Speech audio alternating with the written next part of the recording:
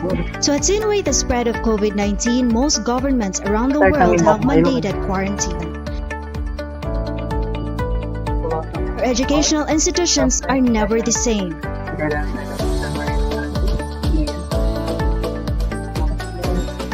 This is the new normal, and the Jose Maria College believes that learning never stops. With the advent of technology, we are now opening a more innovative virtual learning experience. In response to this crisis, the Jose Maria College brings you the two instructional delivery options.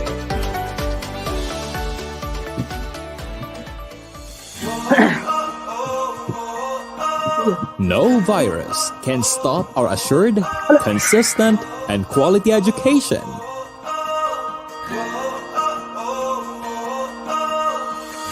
The Jose Maria College, under the leadership of its founding president, Pastor Apollo C. Quiboloy, holds true to its mission to provide quality education amidst the ongoing crisis on COVID-19. To ensure that all learners will get the best learning experience, the school has crafted two learning delivery options. Option 1, online delivery. Students who have a stable connection to the internet shall undergo full online classes via platforms such as the Google ecosystem, Zoom, and an online learning management system. Online classes shall be held by our competent teachers on a daily basis. All interaction shall be via online, as there shall be no face-to-face interaction in order to keep you safe during these trying times. Option 2, self-paced learning. For students who see it as a challenge to secure a stable connection to the internet, the school shall be providing modules and other instructional course packages. Students will work on these learning materials and from time to time may need to send their academic work online or discuss their progress with their teachers via email, chat, or video call on a scheduled time. They may attend online classes when their internet connection is stable enough for them to do so. Education goes on for the Jose Maria College. Your future, our mission. Enroll now. For more details, visit us at www.jmc.edu.ph.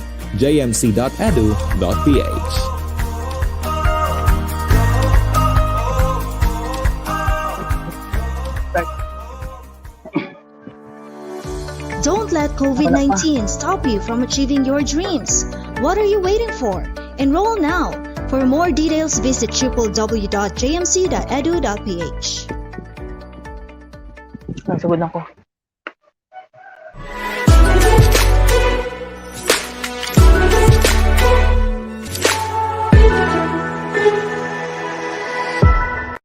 Good day, everyone! Welcome to another episode of JMC EduTrends, a discussion that informs, inspires, and transcends. To all our first-time viewers, this program streams live on www.facebook.com/Jose Maria College and on YouTube at JMC EduTrends. Don't forget to type in your comments and questions, send your emojis, click the subscribe button, and ring the notification bell so you would be notified of future discussions on JMC EduTrends. Without much delay, ladies and gentlemen, help me welcome the program host of today's discussion.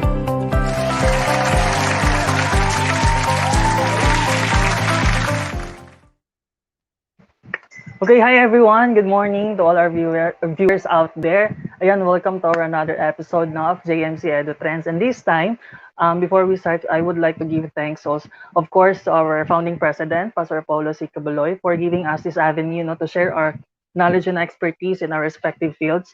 This is actually a great opportunity for us to share kung ano yung mga ideas, kung ano yung mga tips, and ano yung mga dapat nating gawin in during summertime, kasi we all know that school year is now ending, and I know for sure that a lot of parents out there are struggling or may mga problems kung ano ba dapat nilang gawin during summertime with their kids. And you don't need to pressure yourself more, because we are here to give you a lot of ideas para ikandang nyo during summertime. So to formally start the program, let's have first an opening prayer to be led to us by our IBED guidance facilitator, Miss Jocelyn de la Pedra. Let's bow our heads and feel the presence of the Almighty Father, our Lord Jesus Christ. Our gracious Lord and Heavenly Father, we magnify your name in our midst in this hour for your sufficient grace and love to everyone. Almighty Father, we know you will grace this occasion. You have said very clearly in Mark 10:14, "Let the little children come to me, and do not forbid them, for of such is the kingdom of God." As we mingle with the children gathered today, we also pray that you make us children again. In that way, we can be a child friendly individual. Almighty Father, we also pray for the youth. You are present in our midst because the young interactors are present this morning. For what better proof of divine presence is there than the presence of the young, the eagerness to face the future, the hopes for a better life, the high ideals for the country's welfare, the innocent but strong moral character, untainted by the callousness of this cruel world, the easy and sincere friendship that only the young and the youthful can give. Thank you also, Almighty Father, for the presence of our dear parents and teachers. We need your constant reminder that we are the primary educators of our children. We must ensure that our children see in us the values of sincerity, loyalty, spirit of service, patriotism, compliance with the respect of authority, and a host of virtues in all of our actions. May we therefore heed the truth's warning of the saying that no other success can compensate the failure in the home. And all the glory and honor we give back in the mighty name of the Almighty Father, our Lord and King Jesus Christ. Amen. Amen. Okay, thank you so much, Ma'am Jo. Yan, once good morning, ma'am. So indeed, parenting no is very challenging job. It's one of the best job actually in the world, kasi walang papantay sa pagiging isang ina, pagiging isang ama. And of course, before we start with our discussion, to welcome us all, let's have first the Guidance Center of Jose Maria College. She is she's a registered guidance counselor, a licensed professional teacher, and also a graduate of Masters in Counseling in University in Immaculate Conception. Let us all welcome Miss Eloisa Estrada. Hi, Ma'am Loy. Good morning, ma'am.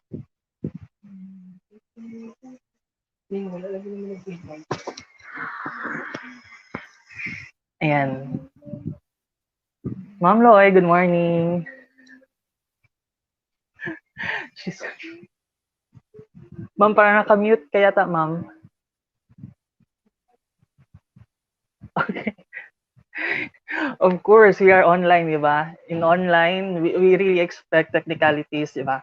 So, ayan, while Ma'am Loy is still preparing for his remarks, ayan, walang voice, ma'am. We can't hear you po.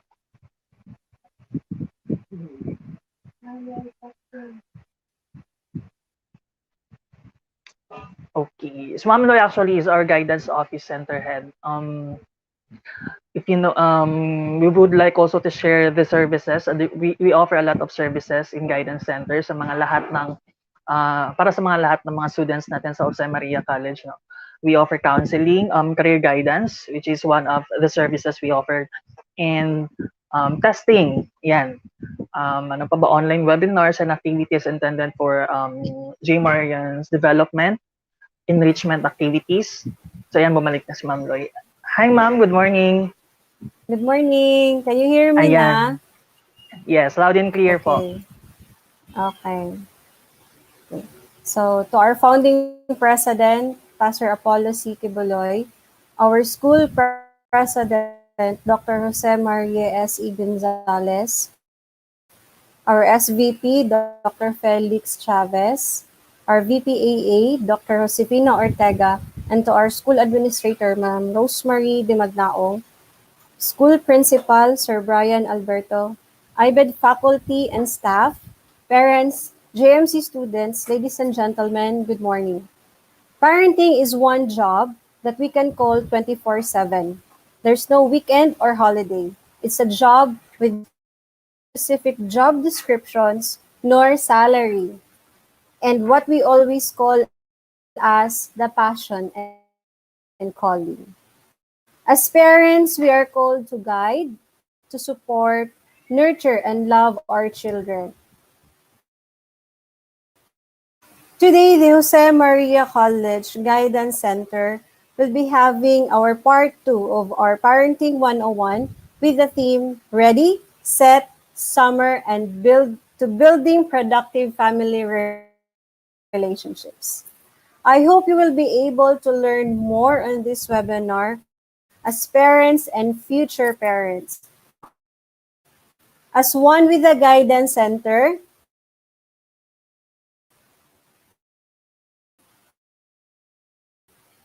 I welcome you all to this parenting webinar.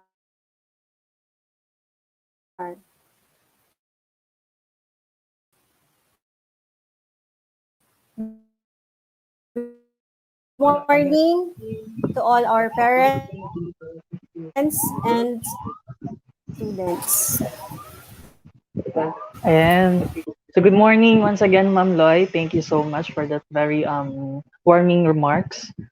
It's indeed no, a good day, a new learnings to gain and new skills to learn. Yan, new ideas to grasp. So I would like also to inform everybody that this webinar is a collaboration with the JMC EduTrends, Jose Maria College, IBA Department, and the Guidance Office, the Office of the Guidance Center. We initiated this one because we know na kailangan to sa mga parents, especially sa mga parents natin na patapos na ang school year natin and here comes summer. And we know for sure that summer offers a lot of opportunities, and given the situation that we physical activities is limited kasi nga may mga protocols tayo na dapat i-follow mandated by the city government. So yun, you don't need to worry because we are here to give you a lot of ideas. Ayan, to proceed with our discussion. I would like to introduce our first speaker. She is the head teacher of Junior High School Department of Jose Maria College. Let us all welcome Ms. Norven Lagura. Good morning, ma'am. Good morning. Good morning to morning all po. JMarians and parents who are watching and joining us right now. Today we have a very special episode for parents, and it is my privilege. It is a privilege for me to share and impart my thoughts and ideas about parenting. I know parenting is the most challenging and yet a rewarding role, according to Ma'am Loy, our guidance facilitator. And as parents, we made a lot of adjustments, especially in this new normal setup, right? The COVID-19 pandemic has undoubtedly affected us. It has increased our worries and concerns about physical health, and it has added to the existing challenges parents face, and has also created greater awareness surrounding the fragility of mental health. So, allow me to discuss 7 ways to strengthen our relationship with our kids and what parents can do now to build a strong and healthy bond with their child. Okay, so let me strike the first one. Show your love. Okay, so what is love? Healthy family love is unconditional. No matter what the other family members say, do, or feel, you still love them for who they are. You might have completely different opinions and political views, but still at the end of the day, you're still a family. Family love must be expressed. But how? Human touch and loving affection is needed at every stage of our lives for healthy emotional and neurobiological development. So it is important that your child receive gentle, loving touch, example, hugs, pat on the shoulder, from your several times throughout the day. So no matter how busy we are parents, these are just simple gestures or actions that we let them feel they are loved. Treat every interaction as an opportunity to connect with your child. Greet them with warm expressions. You say good morning, good night, thank you. Give them eye contact, then smile and encourage honest interaction. It's easy to say I love my family, but family love is about more than these simple words. Family love is a special type of love that comes with its unique feelings, behaviors, challenges, and rewards. So once you understand what it truly is, you can learn how to build family relationships by genuine love and care. When you love your family members, you also show respect through your words and actions. And you show family love by honoring the other family members' rights. So even when you don't agree with their choices, remind your children both people in an argument can be correct. They just have differing viewpoints. Okay. Second is say I love you often. Okay? Minsan nakakalimutan natin magsabi ng I love you because maybe nahihiya tayo or we are not that expressive. It is often implied that we love our children, but be sure to tell them every day, no matter what age they are. Even when your child is being difficult or does something you don't like, this can be an excellent opportunity to remind them that you love them unconditionally. A simple I love you can have a major impact on your long-term relationship with your child.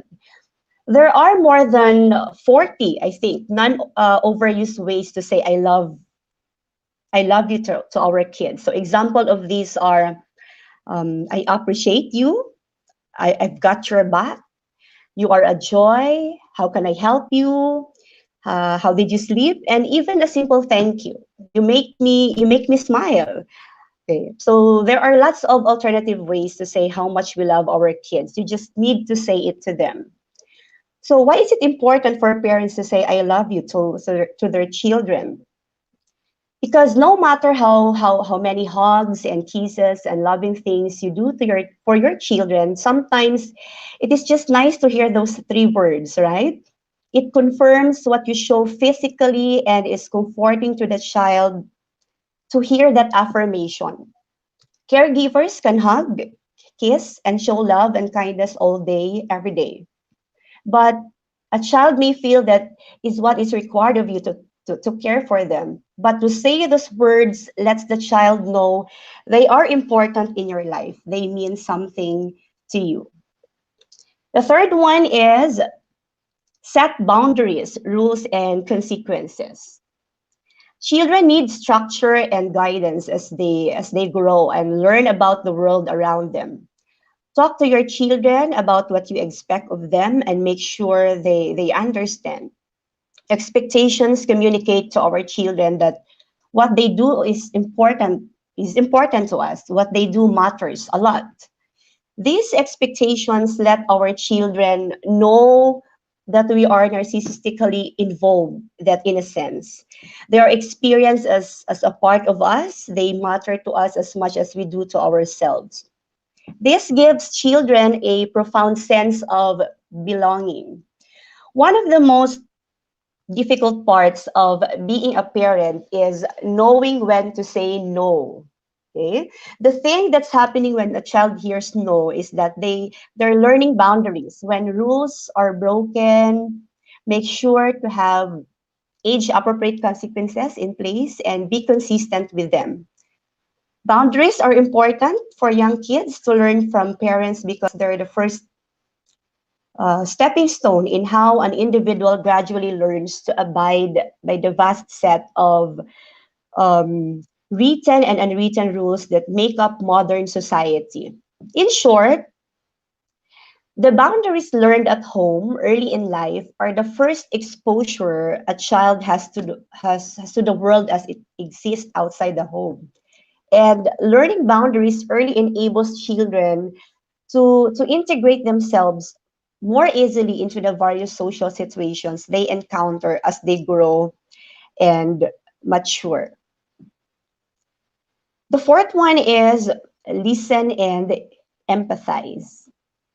Connection starts with listening. Sometimes we parents, because of our busy schedules, we tend to forget our kids. No, hindi natin sila napapakinggan. Um, Palaging computer na lang yung nasa harap natin, paperwork. So we tend to forget na pakinggan sila.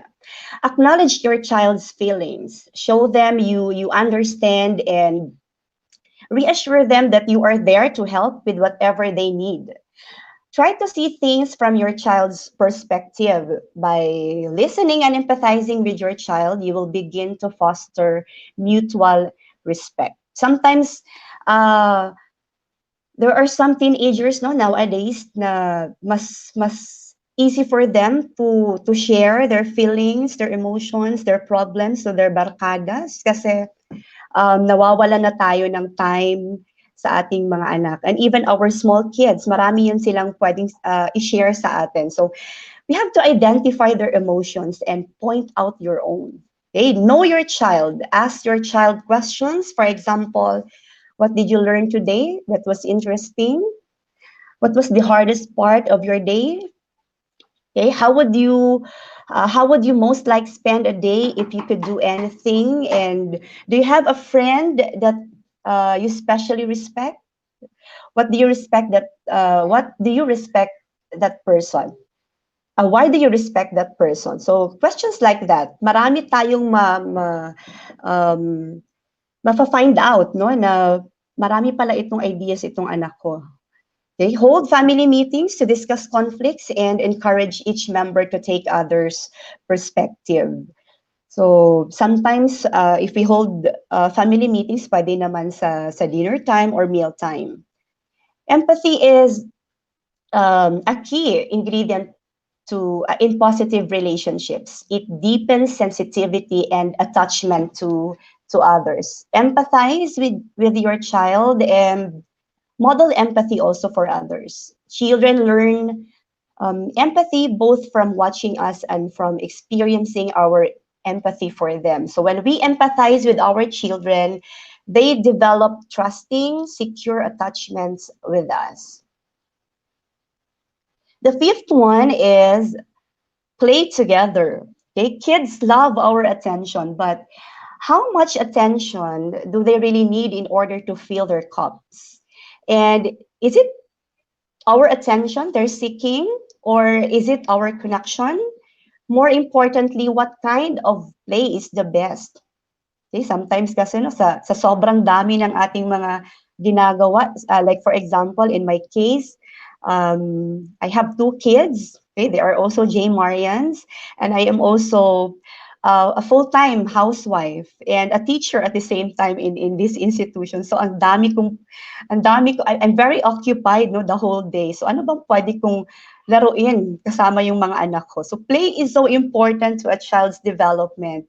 It is the tool through which children develop language skills, express emotions, foster creativity, and learn about social skills. Additionally, it is a fun way for you to strengthen your relationship with your child. It does not matter what you play. Okay, the key is to just enjoy each other and commit to giving your child your undivided attention. Parang ma-feel lang nila na, okay, my mom, may time talaga si mommy for me. When it comes to play and your school age child, try to let your child choose what to play or take the lead with play. You'll soon find out what she enjoys or what sparks her imagination. But you might be asking me, how about playing online games? Would it be helpful? Kasi maraming mga parents ngayon na nagrereklamo that their kids are very addicted to Mobile Legends, Dota, or ano pa yung mga laro ngayon, no? Kasi I myself, I am not a techie person, hindi ako marunong sa mga ganyang laro.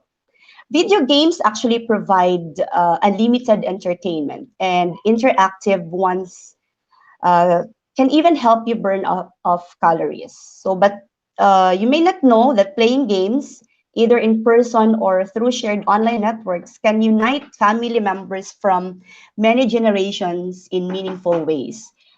There was one study at the University of California, Davis, found that the more often family members play video games together, the greater their feelings of family satisfaction and closeness. So what's more, because those with poor inter-family communication benefited more than those who already had good communication. Video gaming can be a bridge to better relationships. It's just that we need also to limit our time, in video games. Baka puro na lang din video games. So we have to also manage the time.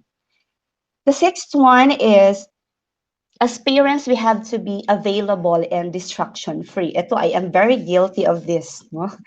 Setting aside just 10 minutes a day to talk to your child without distractions can make a big difference in establishing good communication habits. Turn off the TV, put away your electronic devices, and spend more quality time together. Sometimes ako, nagiging ano ko yung Facebook, no? Sometimes mas naigugol ko yung time ko in my social media. Sa hindi ko na napapansin na ay parang ang haba na pala ng oras. Then my two kids are also holding their gadgets. So wala na akong time. So as parents, we have to be available to them. No? Just sit down with them, kahit 10 minutes lang. Okay? And pwede nating i-off yung ating mga TV or yung ating cellphone talaga kasi yan yung pinaka-distraction sa atin. We have to spend some quality time with our kids. Your child needs to know that you believe they are a priority in your life, despite the many distractions and stressors that come your way. Make time for each other. A family that lives under the same roof but spends no time together doesn't have the opportunity to develop and maintain healthy family bonds. So if the parents are so busy with their adult lives that they ignore their children, the family can't be healthy and the children suffer. Kasi puro na lang sila cellphone. Si mommy masyado ding busy. So ano ang pwede nating i-expect sa kanila kung cellphone na lang din sila palagi at tayo din parents, no? Kasi they model us, no? Give your child or give your family members enough of your time to enjoy a strong connection. Number 7, let's have the number 7. Eat meals together. Okay? Eating together as a family can often lead to great conversation and bonding time with your child. Encourage everyone to put their phones or other devices away and simply enjoy each other's company. Sometimes kasi try to observe your kids, no? Kahit tayo, try to observe parents, ang sarili mo, i-observe mo. Kahit nasa sa table na tayo, we're still holding our phones kasi nga kailangan nating replyan yung mga boss natin, kailangan nating i-follow up yung ating mga subordinates, yung ating co-teachers sa kanilang mga deadline na kailangan nilang i-meet. So, those things na hindi natin napapansin, no? So mealtime is also a great opportunity for you to teach your children the importance of a healthy and balanced diet, which also affects their overall mental health. Eating together provides a time to be connected. So this helps children feel loved, safe, and secure. That's why siguro kasi sobrang busy tayo, mag-grab food na lang, yung anak natin, food panda na lang, kasi wala din naman, no? Hindi naman din kayo sabay kumakain. Kung sabay naman kumain, lahat may hawak ng phones nila or nanunood sa television. So, ito yung mga common scenario sa bahay. Focus on enjoying each other's company, not on what or how much each child is 18. Use meal times to teach children about family values and traditions. Sometimes during mealtime, diyan natin pwede nating i-share sa kanila parents kung ano yung mga yung mga pinagdaanan natin no nung tayo ay naging estudyante pa. So actually yung mealtime talaga yung isa sa mga best avenue or best ano na pwede tayong magkaroon ng bond with our kids. Keep mealtime conversations positive kasi sometimes diyan din sa oras na yan na pinapagalitan natin yung anak natin. So we have to make our conversations positive para hindi naman mawalan ng gana yung mga anak natin. Or sometimes hindi sila sasaba atin sa hapagkainan because they have already in their minds na ay naku, kakain kami ngayon, pagalitan lang ako ni mommy or ni daddy. So things like that. Encourage your children to talk about their day. Like for me, when during yung face-to-face pa, kasi busy din ako talaga sa school. Sometimes nagigilty ako. Not sometimes actually, most of the time, nagigilty ako kasi sa sobrang busy ko, hindi ko na sila nakakausap. So, nakikita ko na lang yung short letter ng anak ko sa table ko sa office na sana daw may time ako. Okay, so mga ganyan. So, during sa meal time, doon ko sila tinatanong how was their day, kumusta yung klase nila, okay lang ba sila. So pwede natin gamitin yun. This helps to develop more communication between family members. Okay, I think nasa last na yata ako. Ang bilis ko yata. Okay, the last one is create parent-child rituals. Okay, family rituals are special things your family does. Family rituals are a way of saying this is who we are and what we value. If you have more than one child, try to make a point of spending individual time with each of them. Okay? Isa-isa sa kanila, dapat bigyan talaga natin ng quality time, individual time. Quality on one-on-one time with your child can strengthen the parent-child bond. It builds up your child's self-esteem and let them know that they are special and valued. Some parents schedule in special date nights, with their children to create that one-on-one opportunity. So this could be a walk around the neighborhood, a trip to the playground, or pwede kayo maglakad sa park, or just a movie at home. It is important to celebrate each child individually. Family rituals give you and your children a sense of security, identity, and belonging. That's because they're special things that you do together and they have special meaning for you. So they create shared memories and build family relationships and bonds. Rituals can also comfort children in unfamiliar circumstances. For example, if your young child loves listening to you, you can read a bedtime story before bed. This is actually patok sa mga preschoolers, yung mga anak natin na ages mga nasa 3 to 6, no? This ritual will help your child settle to sleep when they're in a different place. Rituals help children feel that the world is a safe and predictable place. This is especially important in uncertain or changing times like a family separation, or when you're moving house, or after a traumatic event like a bushfire or flood. Okay, yun yung mga ano natin. To end this lecture, parang ang bilis ko talaga. I'm already tapos na ako. So to end this lecture, I would like to leave this quote to the parents. It says, "Children will not remember you for the material things you provided, but for the feeling you cherish them."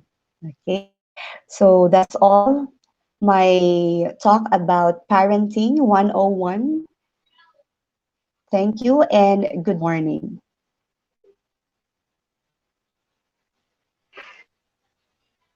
And so thank you so much, Ma'am Norven, for sharing your expertise in terms of parenting, Ma'am. No? It's truly ang dami nating natutunan today since especially for summer time. We know for sure na pag summer, ang daming pwedeng gawin. And then, most likely, yung ginagawa ng mga parents natin or especially yung mga students natin is online lang possible. So binibigyan natin sila ng mga ideas kung ano ba dapat nila ang pwede pa nilang gawin in terms of engaging themselves too much in online platform, no. So yan na tama yun na we should often say I love you to our parents.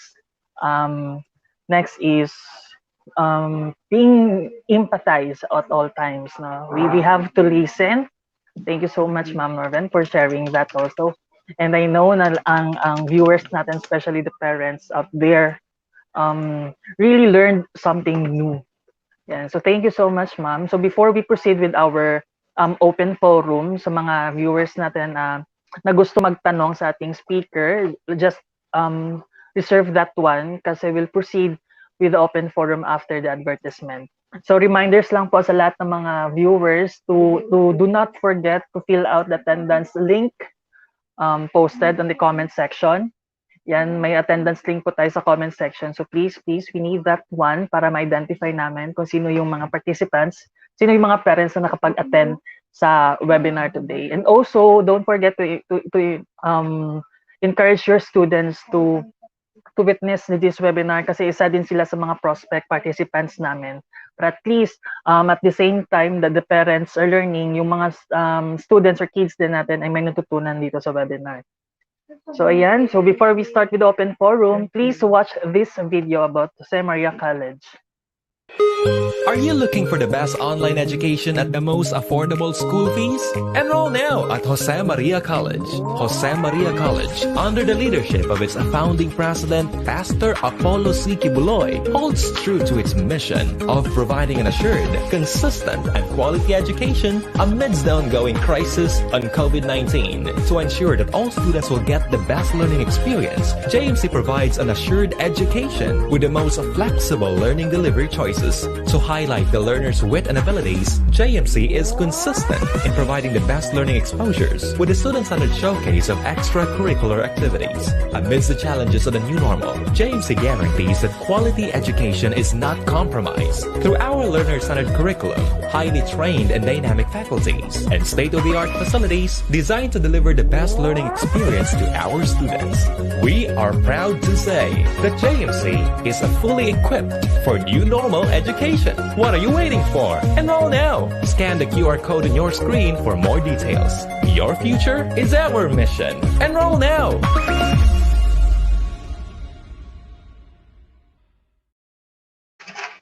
Ayan. So as you can see the video a while ago, no, JMC is indeed ready to new setup, new online platform, new normal setup. Lahat ng mga online systems, online platforms na pwedeng magamit ng JMC, ina-apply na namin this new normal setup just to give everyone quality education despite the situation. Kasi sabi nga nila, we can't deny the fact that COVID-19 has really impacted a lot of aspect in our lives, no. So yan, so let's now proceed to our open forum. If may mga questions tayo sa comment section in our FB live or kahit saang platform na naka-live yung webinar natin, you can now raise all your questions or greetings.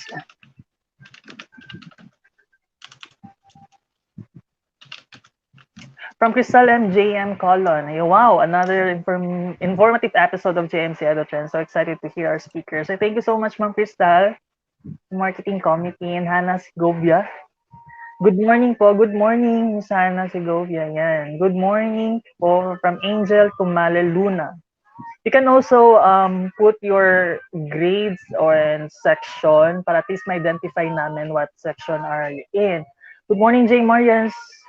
From Crystal Adino. Sheila May, good morning po sa lahat ng mga viewers natin. Thank you for tuning with us. Ayan.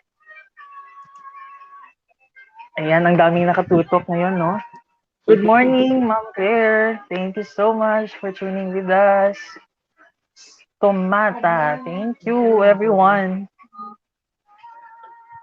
Ayan, I guess wala tayong questions for the meantime, no? If meron kayong mga question, you can raise that one after the second discussion of our next speaker. May open forum pa man tayo after that. So right now, Ma'am Norven, thank you so much again, Ma'am, once again for sharing all your knowledge. Thank you, Ma'am. At lahat talaga nakatulong sa panahon ito, sa panahon ng pandemya. Thank you so much, Ma'am. Ayan. So to proceed with our next resource speaker, there's another comment pa pala from Ma'am Cheryl Alimanya. Ma'am Mirna, pwede ko ba pabalik nung comment from Ma'am Cheryl Alimanya? From Johnny Largo, good morning, J. Marians. Good morning po, Juania. From Ma'am Cheryl Alimanya, we have to play a significant role in this time of pandemic. We have to reach out. In our hands, we can all grow. We will learn and grow together. Together, we will fly high on the wings of love. Yes, thank you so much, Mom Cheryl, for that very inspiring message for everyone. Thank you so much, Mom. Ayan. To proceed with our next discussion, for our next speaker, please allow me to introduce our next speaker. She is the senior high school teacher of Jose Maria College and a language program coordinator and a licensed professional teacher. Let us all welcome Miss Josephine Gallardo. Good morning, Ma'am Josephine.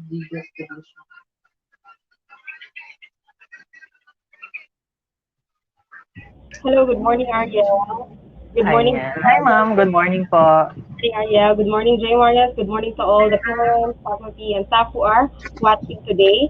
It is a privilege for me to be invited to speak about parenting since um, we are in this new normal and then we are trying to think about things to um, do during the summer, although this is our second summer in the new normal, right? Because we already had experienced the new normal last year during the summer, but the difference is that we were surprised during that time. We don't know what to do. We're just stuck at home. Unlike now that we already have a time to prepare and think, kasi the year has gone and then we already have thought of some ideas to do during the summer. So I'll be speaking building productive family relationships in the senior high school age bracket. So I'll be focusing on the adolescent age bracket or the teenagers because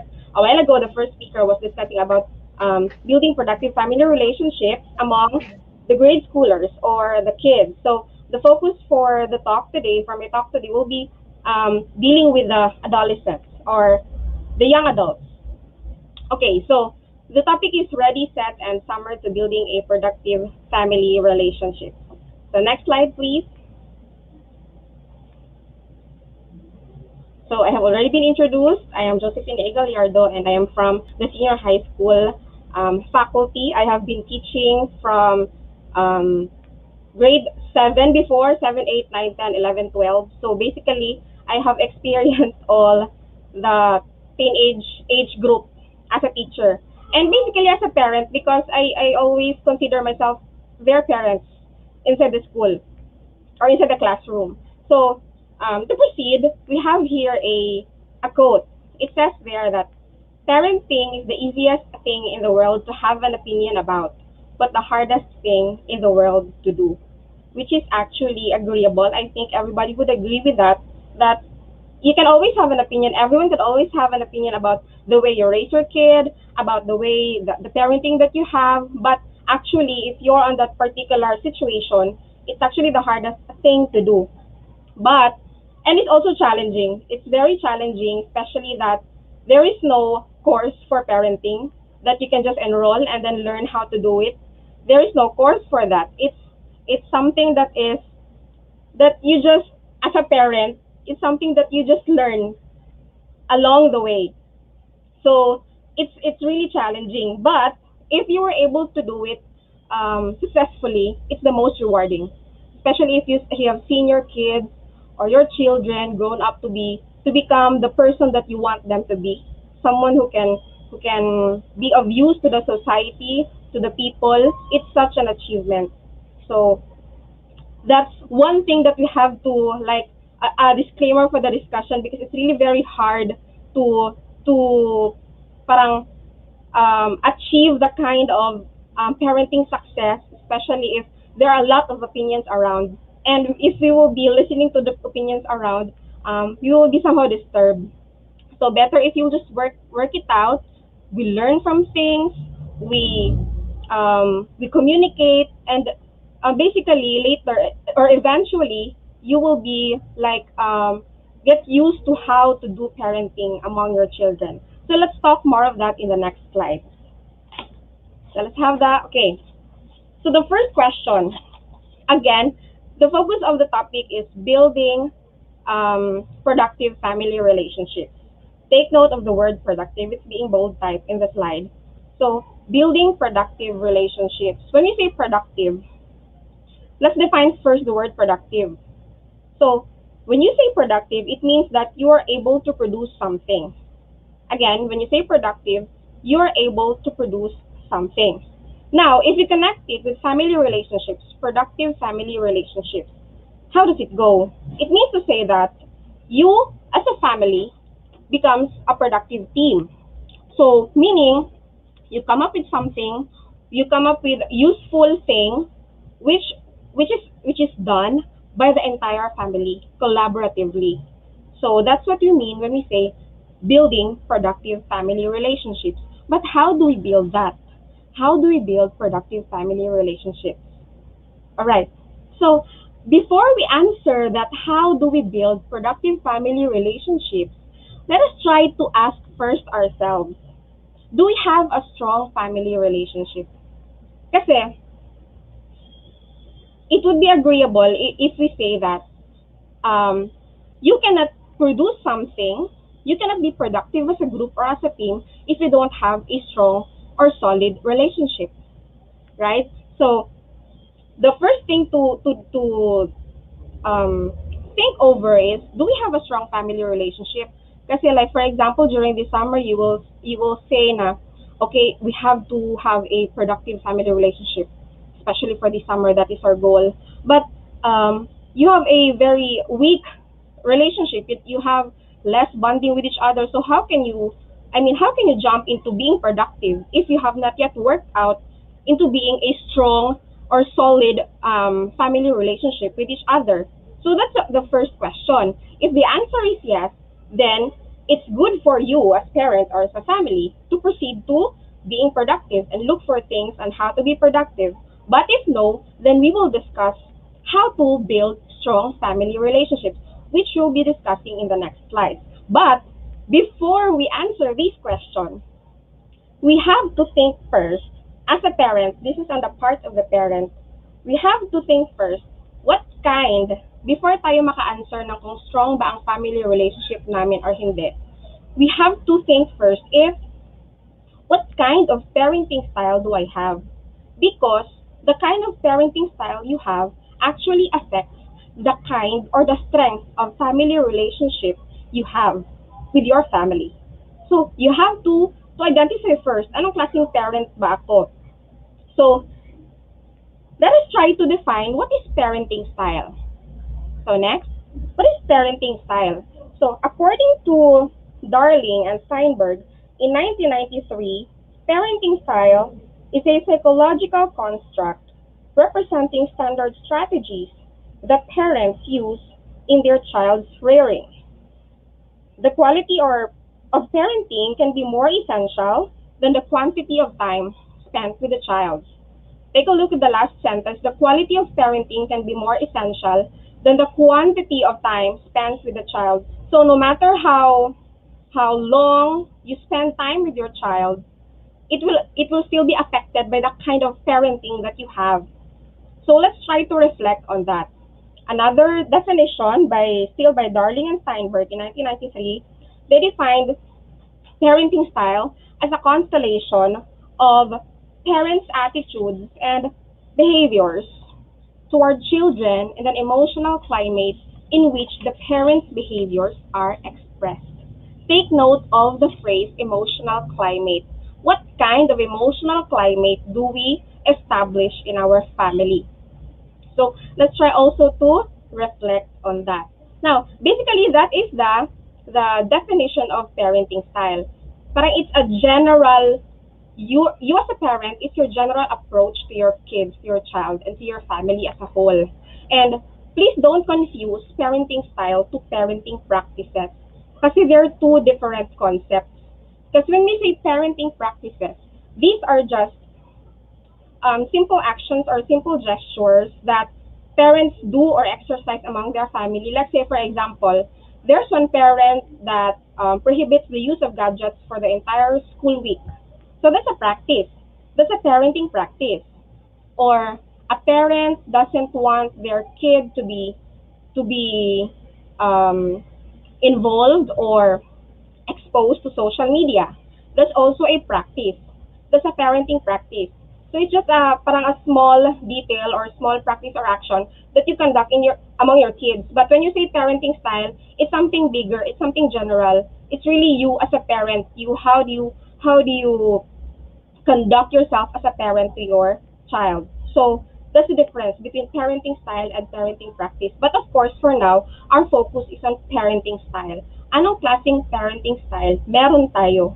Kasi nga, as mentioned a while ago, we have to determine first what kind of parenting style do we have bago natin ma-work out yung pagkakaroon ng strong family relationship and then eventually resulting to being a productive family. So we have 4 types of parenting styles. So let's try to have them one by one. Okay, we have 4 types of parenting styles. The proponent of these 4 types of parenting styles is Baumrind. It comes from Baumrind's theory. He studied about parenting styles in the 1960s, and it was being reconducted by another researchers in the 1980s, and they came up with these four parenting styles. So we have here the authoritative, the authoritarian or the disciplinarian, the permissive or the indulgent, and the neglectful or the uninvolved. Let's stay in there. Okay. So those are the 4 parenting styles. So dyan tayo mamimili kung anong klaseng parenting style meron ba tayo. But just to give you an idea, the four parenting styles have a distinct characteristic. Meron silang kanya-kanyang characteristic among the 4. And I'd like also to share that actually this theory, Baumrind's theory of parenting styles, was actually conducted by my student researchers before in grade 12 in way back in 2018 or 2017. They conducted a study about parenting styles and personality of students. They wanted to know if the parenting styles affect the kind of personality that the students have. And actually, the result of their study says that there is really a relationship, meaning there's an effect. The kind of parenting style that the parents use has an effect to the kind of personality that the students have. That was conducted in the school, so that was done in the school. So the result for the school is that one. Of course, it will be different from the other setting. But for their study, the result was, it really shows that parenting styles has an effect or has a relationship in the kind of personality that the students have. So just to give you an idea. So let us try to define them one by one. But let us have some statistics first. So let's go to the next slide. Okay. It says here that 50 years of research on 14.5 million pairs of twins reveal that genetics and environment have roughly equal influence on human traits, which means to say that genetics and environment has a 50-50 share. To be specific, genetics has 49% and environment has 51%. You can see there in the slide, merong infographic dyan. Ang ginamin yan is that ang a person is 50-50, yung personality niya is 50-50 coming from genetics and coming from environment. So, there's a fair share sa genetics na galing yan sa attitude niya talaga yan, innate attitude niya yan, and another 51% is coming from the environment where the child or the teenager have grown up. So, maka-apekto yun sa kanyang human traits. Parenting style determines largely the kind of environment a child is raised in. So, you see, parenting style has really a effect, and it determines largely the kind of environment a child is raised in. And psychologists categorize parenting styles into 4 major groups. So here is the first one. Authoritative. Again, let us just have a quick run through of the 4 parenting styles. Because if we really have to discuss this one by one with all its effects and everything, it is actually in one talk or one discussion. But we just have to have a quick run through on this so that us as parents, we can reflect ano bang klaseng parenting style meron tayo. And from there, we'll try to identify kung paano natin gawing strong ang ating family relationship. So first, authoritative. If you're an authoritative parent, you are warm and responsive, you have clear rules, you have high expectation, you are supportive, and you value independence. So those are the traits of being an authoritative parent. Now, in the other side, it says there the associated outcome.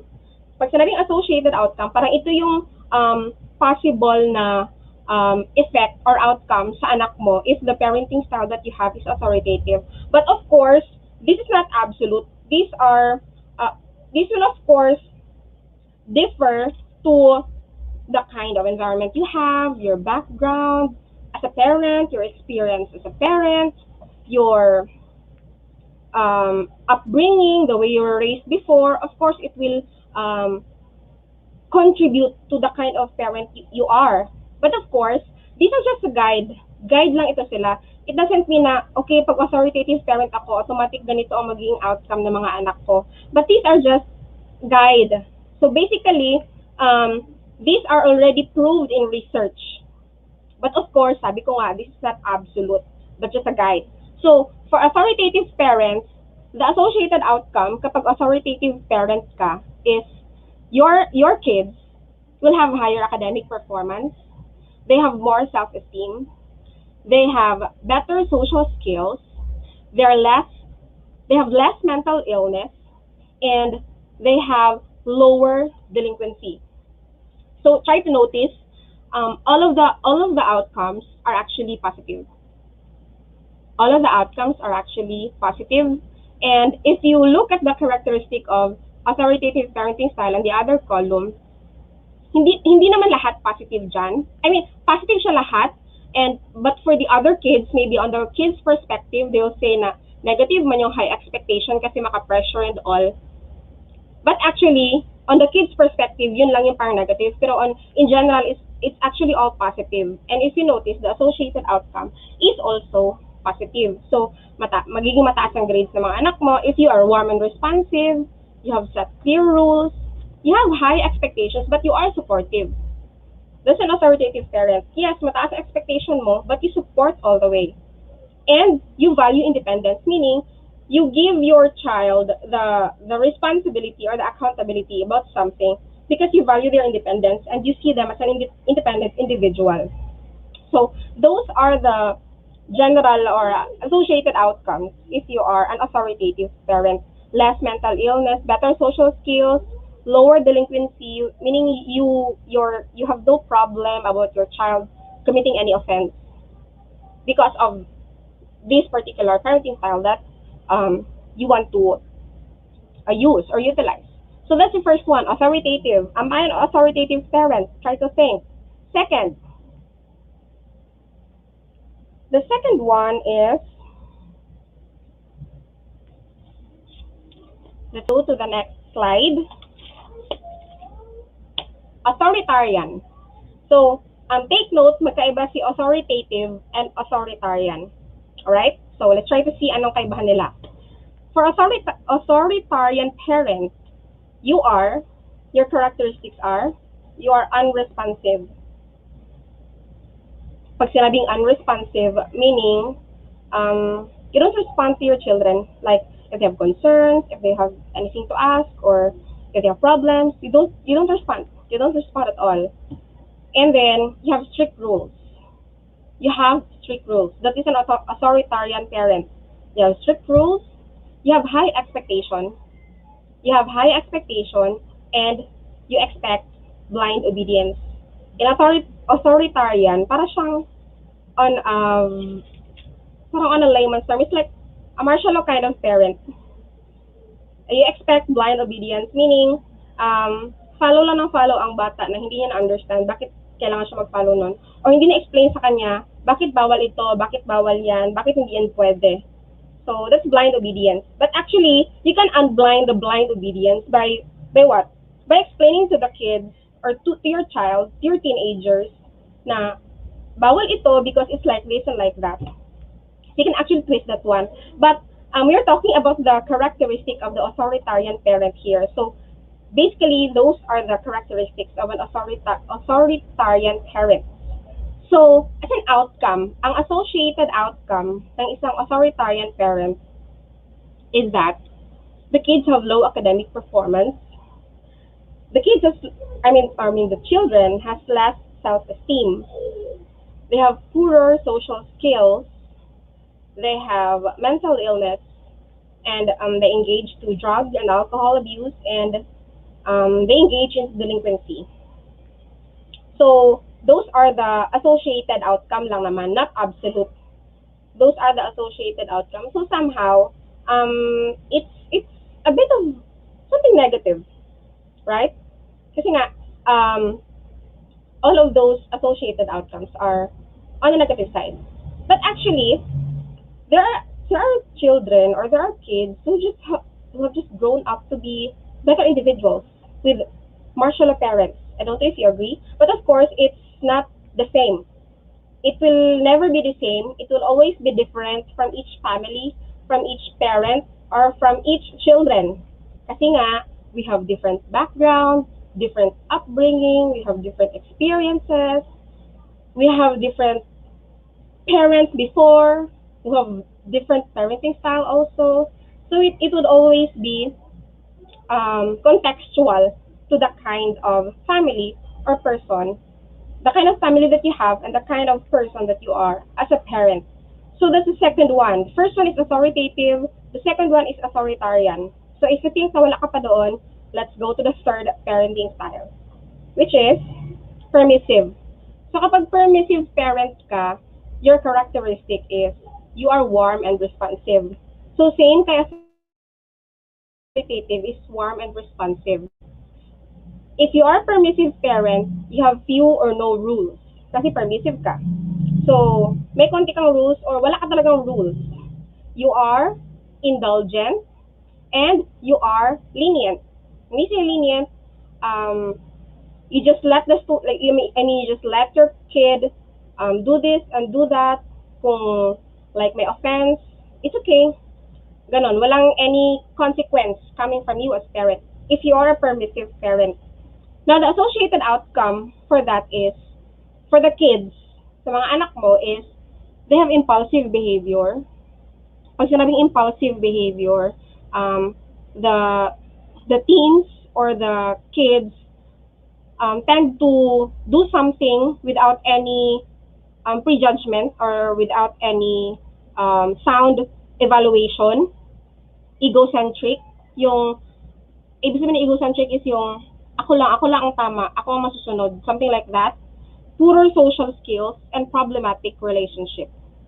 So that's for permissive parenting style. So that's the third one.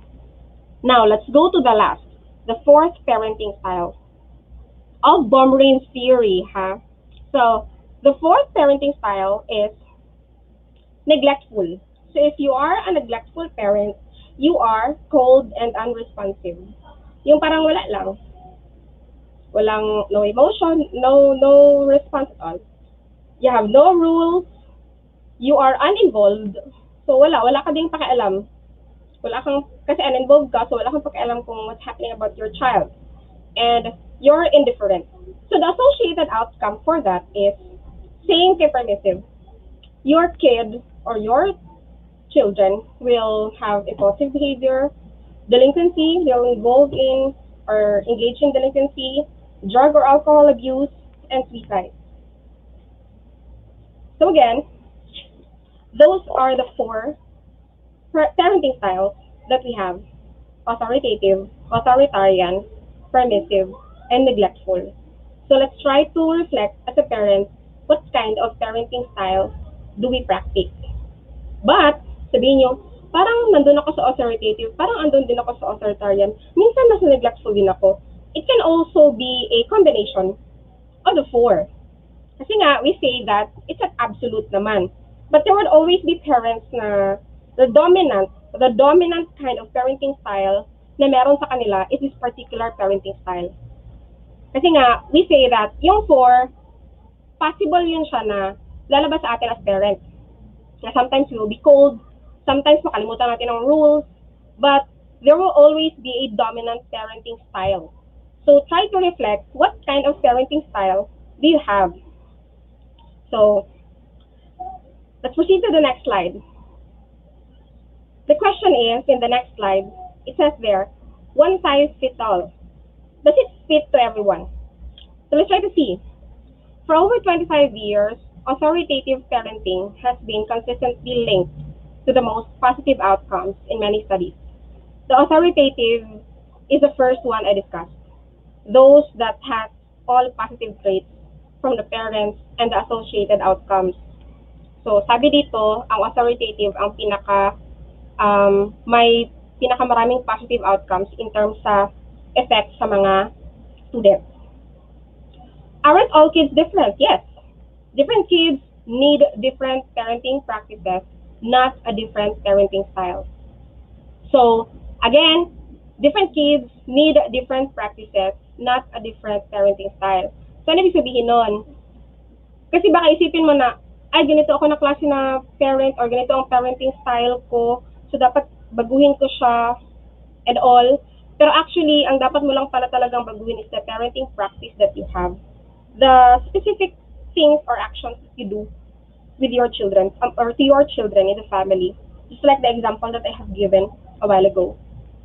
It is spectrum. You can be more warm or less warm, right? But you're still warm. You can be more demanding or less demanding, but you're still demanding. Being warm and having high standard is authoritative. Parang it's a compliment. You are warm, at the same time, you have a high standard. Okay, I'll be warm with you, I'll be supportive with you, but this is my standard. It is the best parenting style recommended by psychologists. So, si authoritative. According to the psychologists, the developmental psychologists who researched on this particular theory said that si authoritative parenting style ang pinaka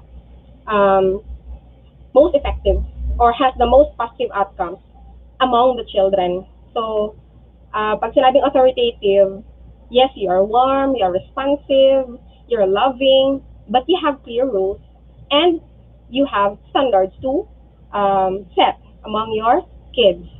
So that is the 4 parenting style. If you notice here in the figure, we have here a cross line. Can you go to the previous?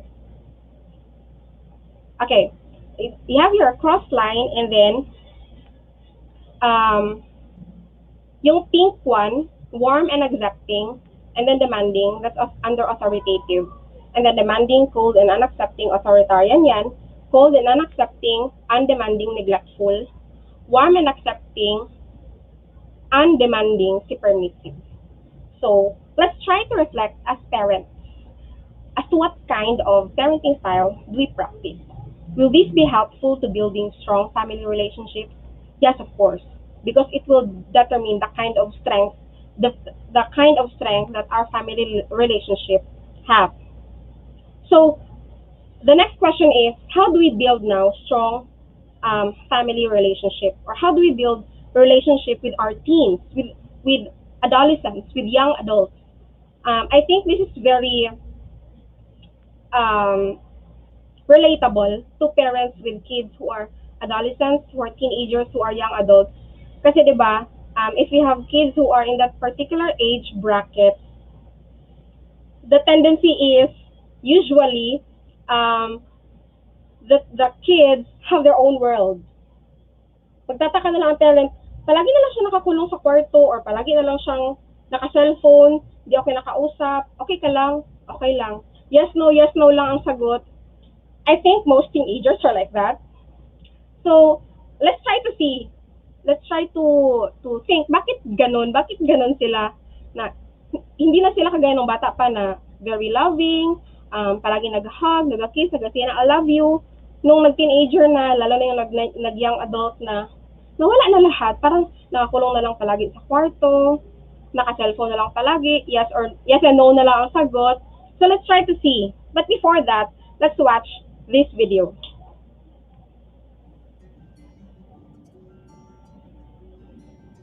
Hey, I'm Mario. I'm 17 and just finishing grade 12. My parents, I love them all, but sometimes they ask so many questions. How's school, Mario? Mario, where are you going? Do you need help with that, Mario? What do you want for dinner? When will you be home? Want to come to the ball game with me? Did you bring your laundry done? Did you get your homework done? Mario this, Mario that, blah, blah, blah. Sometimes it feels like they still treat me like I'm a kid. This is a picture of my family when I was actually 12, but I'm not 12 anymore. I wish they would see me as an adult now. I know I'm not quite there, but come on. They should know that I have my own thoughts and opinions about my life and events going on in the world. But I also know I still need their support because I do mess up sometimes. You know those times you thought you had it under control and something really failed? Like the other day, I got a speeding ticket. Alright, speeding was not the best choice, but it was my choice, and now I have to pay for it. Coming home and having to tell my parents though, I was really nervous. I thought they would freak out, take the keys away, treat me like a kid. But you know what they did? They hugged me first and said how glad they were that I was not in an accident. Really. Then they said, we all make mistakes, that's how we learn. My favorite part was when they looked at me and said, Mar, we are here for you whenever you need us. We love you and trust you. Just be honest and come to us. I guess they are pretty cool after all.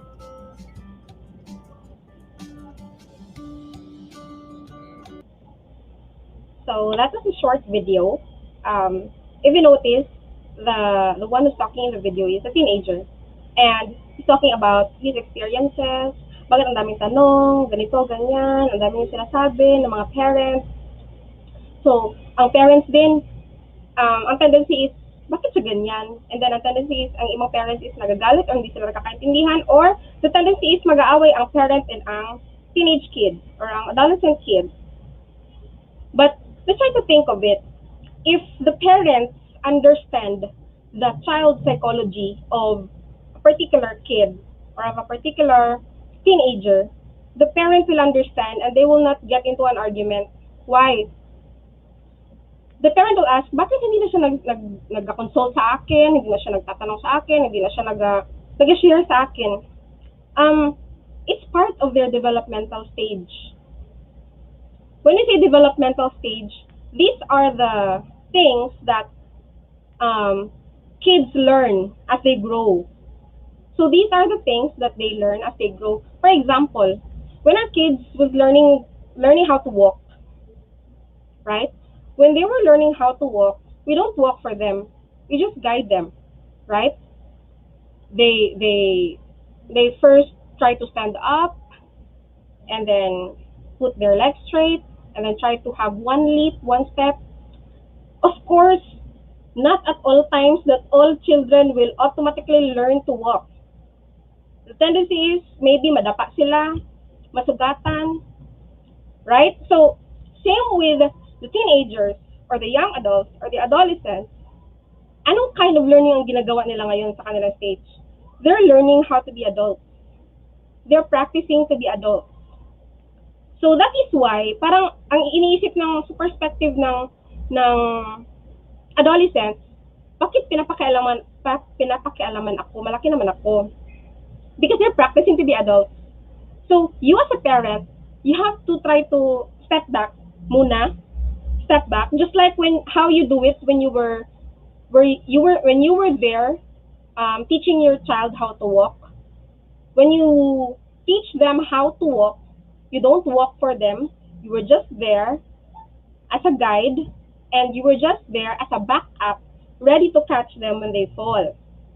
So same sa teenager, when they're practicing to be adults, tendency is they're gonna be expectedly committing into some wrong decisions. Just like what happened in the video. He's got wrong decisions, but at the end of the day, who's there to back him up? Who was there to save him? It's the parents, right? Pero ang tendency kasi is like, for example, na-engage into trouble ang teenager. Ang tendency na gagawin ni parent is papagalitan or yan kasi hindi ka nakikinig, ganito, ganyan, blah, blah, blah. We have also to consider that one na there would always be time na we have to let them practice like an adult. Kasi nga, the teenage stage is a preparation for the adult stage, especially the young adults, the 16, 17, 18-year-olds. They would really try to think na, I know everything, kaya ko na to, hindi ko kailangan ng advice ninyo, hindi ko kailangan ng guiding nyo and all. Ganun talaga ang mindset nila. So you as a parent, you have to step back, but you always have to be there. Hindi mo din papabayaan as a parent na, but you don't like make pakialam to all the things that your kid is like engaging into, especially if it's a small detail. If it's small detail and if it does not harm them, so it will not matter in the future. So just focus on the big decisions and try to back them up, especially like career decisions. This is very relatable among senior high school, especially the grade 12. Career decisions. I've spoke to a lot of students before who are going to college wherein they have a dilemma or problem with the career that they're gonna choose. Why? Because their parents wanted a different career, and they wanted this one. So yun, those are the problems among parents and teenagers na they really have to sit down and talk about it so that there will be no parang conflict among you, especially in your relationship. Kasi doon na magpasok yung conflict and doon na ma-weaken yung family relationship.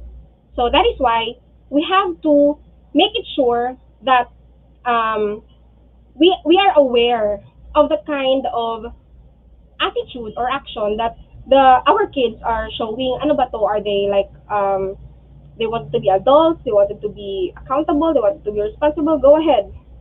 But of course, you will not expect that they're gonna be automatic perfect adults na sila.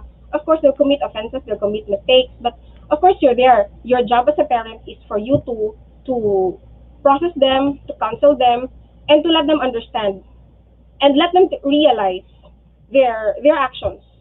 That's the job of the parents. So now, the next question, this is the first question that I have posed a while ago, how to build strong relationship among family. So the first one is, our society thrives on strong families. I think everybody would agree that society develops or prospers because of strong families. Why? Because, okay, let's try to define family. Family is the smallest unit of the society. If you put together a family, that's a society. So if each of the family has a strong family relationship, technically, the society will also be strong and they will thrive and develop. So why is it like that? Our family teaches us how to function in the world. Do you agree with that? Just like, say for example, sabi nga nila, yung mga small details na gina-practice mo sa family mo, yun din ang madadala mo when you go to work or when you go to anywhere in the world. Like say for example, one negative is yung negative na yung like magkupit, right?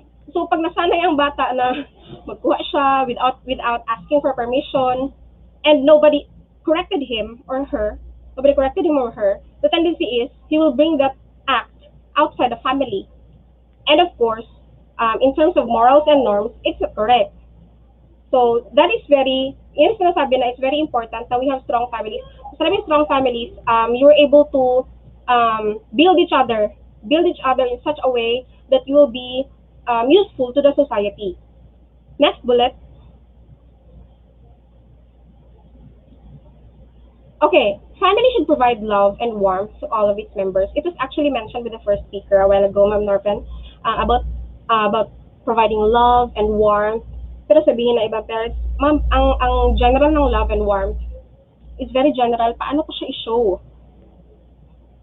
If you're aware of the 5 love languages, you can try to learn about that and try to reflect and evaluate what kind of love language do you have, and from there maybe you can start showing love. Like, not all students or not all teenagers likes to be told I love you, or not all of them likes to be like sitting around the whole time. May iba-ibang love language. So let's try to identify those. Anong love language ng anak ko? Anong love language ko? Anong love language ni ate, ni kuya? So if you were able to identify that one, maybe you can you can really actually show love and warmth through those love languages, and from there you can start. So that's one way to how to provide love and warmth. Try to identify the love language of your children, of your kids. Next bullet. A strong family gives its members the support they need to make it through life's toughest spots. Yun ang sinasabi ko kanina na those are some of the life's toughest spots. So sa teenager, nung nahuli siya na natiketan siya ng traffic speeding. So those are tough spots. So that is the very time that the parent should be there as a support, not as a whining parent na kasi hindi mo yung sinunod, kasi hindi ka kinig, ganito, ganyan, blah, blah, blah. So, of course, you as a parent, you really have to invest with a lot of patience. But of course, you have to invest a lot of patience along with the correct way to process and the correct way to talk to your children in such a way, or to your teenagers, that in such a way that they will be avoiding to commit the same mistake the next time. So that's the first one. Strive to be strong, support and provide love to each other. The second one is strong families have good communication. When we say communication, these are not just the verbal communication, but it also includes the non-verbal communication. Let's have a first bullet. Strong families have open lines of communication where all family members feel heard and respected. Alright. Strong families have open, pag sinabing strong ang family relationship ninyo, it says daw that you have an open line of communication. Meaning, pag sinabing open line of communication, hindi lang si parents ang nagsasabi ng kung ano, ng mga inputs, mga ideas, ng mga opinions. The children also, the kids, especially the teenagers, the young adults, also has the say. They also have the chance to express themselves so that they can be feel heard and respected. But ako personally as a parent, I don't want this to follow just for the sake of them feeling heard and respected. I want to really let them truly feel that they are really heard and respected. That you consider their opinion and their opinions are valuable, right? So if you have that particular trait among your family, you can actually have a stronger family relationship. You have an open line of communication wherein your kids has a chance to share their opinion, to share their idea. Kasi nga, di ba, in the traditional time, bawal magsalita ang mga anak, di ba? Or bawal silang sumabat or what. So for this time, they can actually try to share their opinion without being disrespectful, right? So it's up to the parents how to process that one, or how to let the children share in such a way that it's just a light conversation. Because from there, you will know your child. makikilala mo sila more or better from the opinions that they have, especially pag teenagers na and young adults.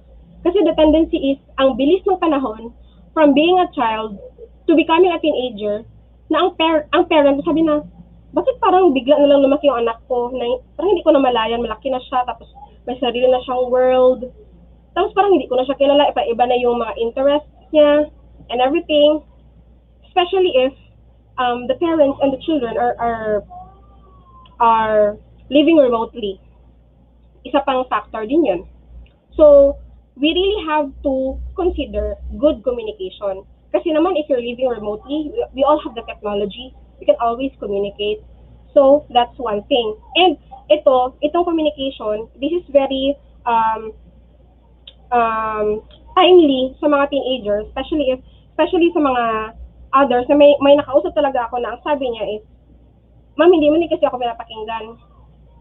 So, shoot yun dito sa bullet na yun na you really have to let your children, your members, feel heard and respected. So, that's one way to build a strong family relationship. Next bullet. Increase your listening skills. It was actually mentioned by the first speaker also a while ago. So, kung sa child, sa mga grade schoolers, we have to listen. The more in the adolescent stage, in the young adult stage, you really have to listen more. Pero pag sabihin mo, paano yan, ma'am, hindi naman sila nagsasalita, hindi naman sila nag-share, palagi lang sila nasa cellphone, sa computer, or nakakulong sa kwarto, we can actually listen to their behavior, listen to their actions. We can start from there. And we can try to evaluate kung asa siya nanggagaling, anong problema niya. Right? Hindi kasi pwede yung bigla mo siyang lapitan, puntahan sa kwarto, anong problema mo? Bakit hindi ka nagsasalita? It will not work. It will not work. The tendency is the young adult or the teenager to say, what happened? Bakit ako tinatanong? Andito lang ako, wala mo na akong ginagawang mali. Something like that. So, ang sinasabing listening dito is also listen to the actions, to the behaviors of your teenage kids, of the young adults, because it will help you understand and know your child more. Next bullet. Alright. Until we can hear each other, we cannot build strong relationships.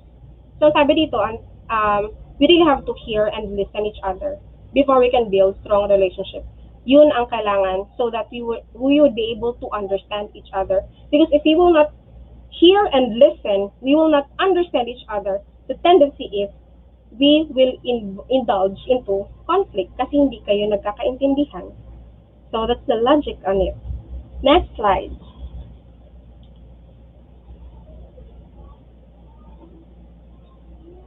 Okay, listen actively to each other. So the first bullet says that focus on what the person is telling you rather than thinking about your reaction or response to what is being said. Kasi di ba ang tendency minsan kapag nagsustory ang mga anak, ganito, ganyan, first scenario pa lang or first statement, nag-react mo si parent. Bakit mo ginawa to? Ganito, ganyan, blah, blah, blah, tapos hindi mo narinig yung buo story. So what you're going to do is for you to listen actively, you have to focus on what the person is telling you rather than thinking about your reaction or response to what is being said. Makinig ka muna. Try to listen to the entire scenario, the entire story before reacting. Okay, next bullet. Listen for how the other person is feeling and relay back what you think they were saying and how they are feeling. So, pag ganito, nag-open up na yung anak mo and all, try to validate yung pagkaintindi mo. Kasi baka iba yung pagkaintindi mo sa totoong nasa-feel niya or ginamin niya. So, yun yung meaning ng second bullet na try to relay back what you think. So, for example, so sabihin mo sa anak mo na, so you're saying na you're upset because of like this and like that. So, parang i-validate mo. If yes, di tama yung pagka-understand mo sa kanya. So, that's the way how to understand your child. Ulitin mo or i-ask mo ulit yung particular na understanding mo about the one that he shared or he told you para klaro yung understanding ninyo. Naintindihan mo, na-understand mo na ganito yung ginamin niya, ganito yung na-feel niya, and confident din si child na, okay, I was understood by my parents. And later, you can have or you can avoid conflict. Walang conflict na mangyayari. Kasi the parent understood the kid, and also the kid is confident na I am being understood. Next bullet. Resist giving advice or your reaction until you are certain you have fully understood what the person was saying to you. Yung chop-chop pa lang yung alam mo, hindi mo pa nalaman yung buong story or hindi mo pa nalaman yung buong scenario, and then you already have your advice, you already have your reaction. We can try to refrain from that, and we can try to really understand the whole scenario before reacting. Actually, this is applicable naman to all aspects of our life, like to friends, to other family, to mga kasama sa work and all. So, this is actually applicable. Pero yun nga, ang sabi nga, ang lahat dapat ng good practices of communication and listening is napapractice sa family. Para paglabas nila sa family, they go to other fields, they also practice the same. So, ma-avoid ang conflict. Next slide. Use I messages rather than you messages when talking. Ano ibig sabihin nito? Try to see. I messages are more difficult because they require us to be clear about our own thoughts and feelings. They, however, increase the chances that our message will be heard and decrease the chances that a fight will begin. Ano example nito? Let's try to see. For the next bullet. Dapat I ang gamitin. Example, sabihin mo, I don't like all this fighting. It upsets me to see the two of you not getting along. For example, nag-aaway yung dalawang anak mo. So, you say I message rather than the you message. Kasi ang you message, what's wrong with the two of you? You are making me crazy. Can't you ever get along? In Filipino, parang, ano nangyari sa inyo? Bakit kayo nag-aaway? Kayo, you. So, you messages. So, you have to avoid that one. Instead, we use I. Like, for example, you know what? I'd be very happy if you are getting along. In Filipino, parang, mas masaya ako kung hindi kayo nag-aaway. Mas masaya ako if hindi kayo, if nagkakaintindihan kayo na magkakapatid. So, those are the I messages. Kasi yung sige, you, sige turo sa mga anak. So, ang tendency kasi is parang they feel like it's a burden for them or they feel like parang sa kanila lang palagi nakabombard yung negative response. So, let's try to use I messages.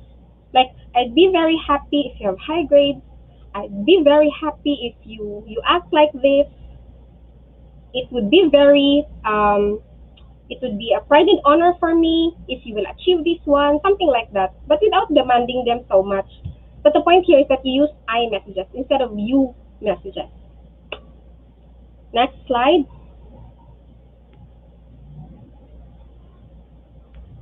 Encourage all family members to share their thoughts and feelings. So we have the first bullet.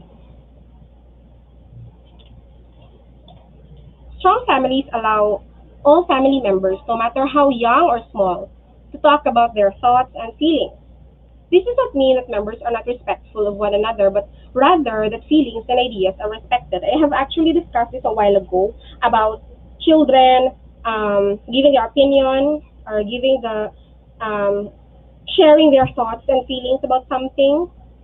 So it's really very important na as a kid pa lang, they are able to do that, but of course still with full respect. Alright? So, paano yun siya gagawin? It can be trained among the students or among the kids sa bata pa lang sila hanggang when they grow to become teenagers, young adults.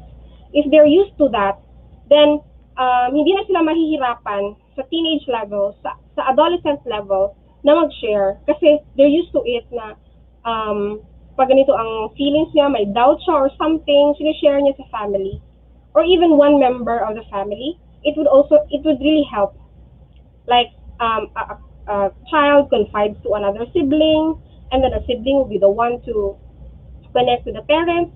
I think it would also help for you as a family to work out issues or things that you have to iron out in your family, especially if you have conflict. So you have to always let your family members share their thoughts and feelings. Next, for us to build strong family relationships. Next, strong families spend time together. So the key word here is time. All relationships, when you say all relationships, it applies not just to family relationships, but to all other relationships. All relationships need attention, and this includes the family as a whole. Attention. So, hindi pala siya enough na time lang. Dapat time and attention. Kasi pwedeng, okay, I have the time to be with you. We are together in one house, but you're there, but the other kid is there doing his thing, and I'm also doing his thing as a parent. So, it's not giving attention. Alright? So, you really have to provide attention when you spend time with your family. Next bullet. Family rituals can offer a set of time for families to get together and give each other the attention needed. What are these family rituals? Kasi yung iba mga family, meron silang parang schedule or structure sa kanilang family, ritual na sa kanilang family na they get together, like for example, during dinner, they have to be together, or there's one family whom I know that before they sleep or maybe during dinner, they would really have parang a short meeting na pero light lang siya na conversation na just they just have to share what happened to them the entire day, what are their reflections, their realizations, something like that. So it's very helpful kasi parang you will realize na even if you're together in the house 24/7, there are still things that you don't know about your kid, even if you're together in one roof. So through this, you can actually know your child better.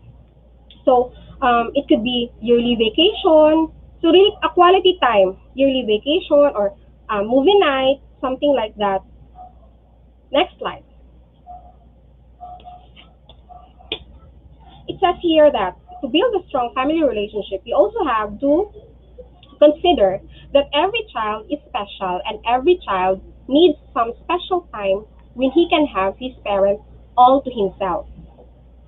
So, ano ibig sabihin nun? All to himself, meaning, if you're together, be sure that this special time is not easily interrupted by other activities. So yes, nag-movie night kayo. During the middle of your movie night, may tumawag or na-interrupt ka kasi na-catch yung attention mo sa social media, something like that. So you have to make it sure that you're not interrupted, that your focus and your 100% time is with the family. Next bullet. The more you're able to spend special time with your child, the stronger your relationship will be. I think that's true because it's the foundation. It's the foundation of your relationship as a family, and it's your building blocks of strong bond as a family. The time that you spend together. Kaya nga sabi nila, time is very precious because you cannot bring back time. It's the only thing that, maybe there are other things, but it's one precious thing that you cannot bring back.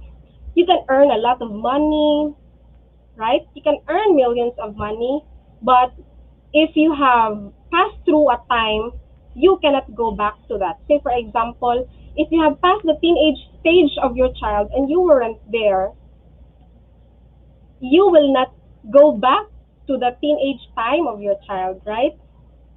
So, what we're saying here is that as early as now, in the teenage level especially, most especially, we really have to spend time with our children. Kasi sabi nga nila, although it's really very hard, parenting is really very hard from the moment you bore a child as a mother until they become adults. It's really very hard. But one of the hardest stage daw is the adolescent stage. Bakit? Yung transition stage nila, a very short stage of their life, wherein they have to transition from being a not so young to not so old. So, di ba, among them, it's really very parang confusing. So you as parent, it is really your responsibility to provide the right right love, affection, the right response, And the time, the special time for your child, because they need it the most. Quality time. Another way to build a strong family relationship is in the next slide, which says that we have to look for opportunities to connect with your child. So sige lang sabi, magbigyan ng time, magbigyan ng special time. Paano nga, andito may time na ako. So the next thing that you have to consider is you have to look for opportunities. Ano ba yung mga opportunities na pwede akong makapag-spend ng time sa anak ko? Although setting aside time with your child is important, also look for small moments that you can use to connect with your child. What are those small moments? Like for example, sabay kayong naglinis, sabay kayong nagluto, or sabay kayong gumawa ng household chore or something. That's something that you can connect with your child na just a light talk, small conversation. It can actually help. It's something that your child will remember until he grow or she grow old or become a full adult. Although we often think we have to wait for our special time, but all these small moments help us stay connected in between the more scheduled times. Iba yung scheduled times na okay, we'll have a movie night, or we'll have a vacation. Those are parang big schedules naman na quality time. But we can actually connect with our child even during the times that we are at home and we are doing something and we're doing it together. We can actually connect to them, and that's actually special time which they can really remember until they grow old. So that's one thing. You have to look for opportunities to connect in small setting, in small scenario. The next one is strong families handle their conflict fairly. All right. I guess everybody would agree that um, all families engage into conflict. Nobody's exempted to that, right? There would always be conflict because there's friction. There's friction because you live together, and of course, some not so positive traits will come out, and the one will react, and then there's friction, and then there comes conflict. But for us to still build strong family relationships, we have to handle conflict fairly. So yes, all families have conflict. It's a natural part of human relationships.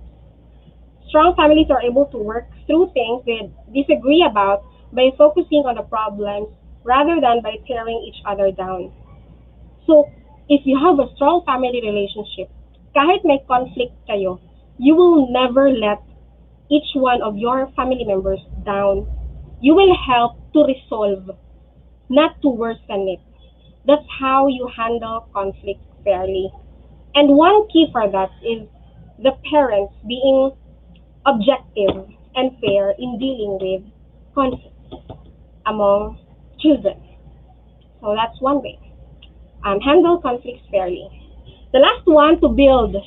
There are a lot more other ways to build strong family relationships, but we are just having these major ideas or concepts so that we can start employing it to our families, of course, because um, it's always a lifelong process. Sabi ko kanina, walang course na mag-enroll ka para ma-learn mo kung paano ang parenting. It's a lifelong process. You actually grow with your children. That's natural, that's normal.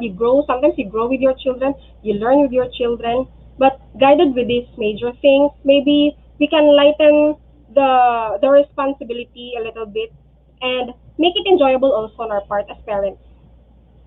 The last one on ways to build family relationships or strong family relationships is be your child's anchor. When you say anchor, you are the support system, you are the fortress, you are the foundation, you are the pillar where your child can count into, where your child can call no matter what time, no matter what age, because you have to keep in mind the underlying reasons for the changes in our teenagers. Yun nga, yung sinabi kanina na these are developmental stages. They're practicing to be adults. They're practicing to think like adults. And remember that they are learning through trial and error. But of course, with good guidance and protection from the parents. When I say trial and error, it's enough for one mistake. But if it is twice or more, parang it's a different story. So what we're saying here is that we have to guide by being an anchor to our children. So those are the 10 things, major things. I know there are a lot more, but those are the 10 major things that we can discuss now to build strong family relationships. So if we're able to work it out, but I know hindi ganun kadali yon, of course, we can actually work out to build productive family relationships. So ito na yung diniscuss natin a while ago that how do we build productive family relationships during summer? How do we become productive during summer in this time of pandemic? In the new normal wherein our actions are limited, we cannot go out and we cannot just do anything we want outside. So these are the things that we can actually do to still be productive as a family. So first is your child can enroll to virtual summer school activities, leverage technology for skill development, engage to different educational games, and inculcate good habits for both online and home activities during summer vacation. So let's discuss them one by one. Okay, enroll to virtual summer school activities. So what are these? Okay, so it includes STEM class, academic class, foreign language learning, even remote community service experiences. All right, for grade 11 and 12, I think for incoming grade 11 or for incoming grade 12, if there are subjects that you wanted to develop or enhance among yourself, you can actually enroll to virtual summer classes on that particular subject. And then for the grade 12 who are incoming college, you can actually work on maybe the courses that you would like to enroll. It allows you to pursue subjects you are interested in that might help point the way to a future career. So there are a lot of online courses that you can browse into and you can enroll into wherein you can try to enhance and develop your knowledge and skills and capabilities on a particular subject because it might help you point out your future career. Magaling pala ako dito, so ganito ang career na kukunin ko kasi I'm good at this. Something like that. You can actually work it out among yourselves, of course, with the help of your parents. Second, leverage technology for skill development. All right, technology creates many opportunities for students to experience innovative learning. Learning experiences for students. Of course, diba, our online class for this particular year is actually thanks to technology. So it's really very helpful and it really creates a lot of opportunities for students even during the online setup, the new normal.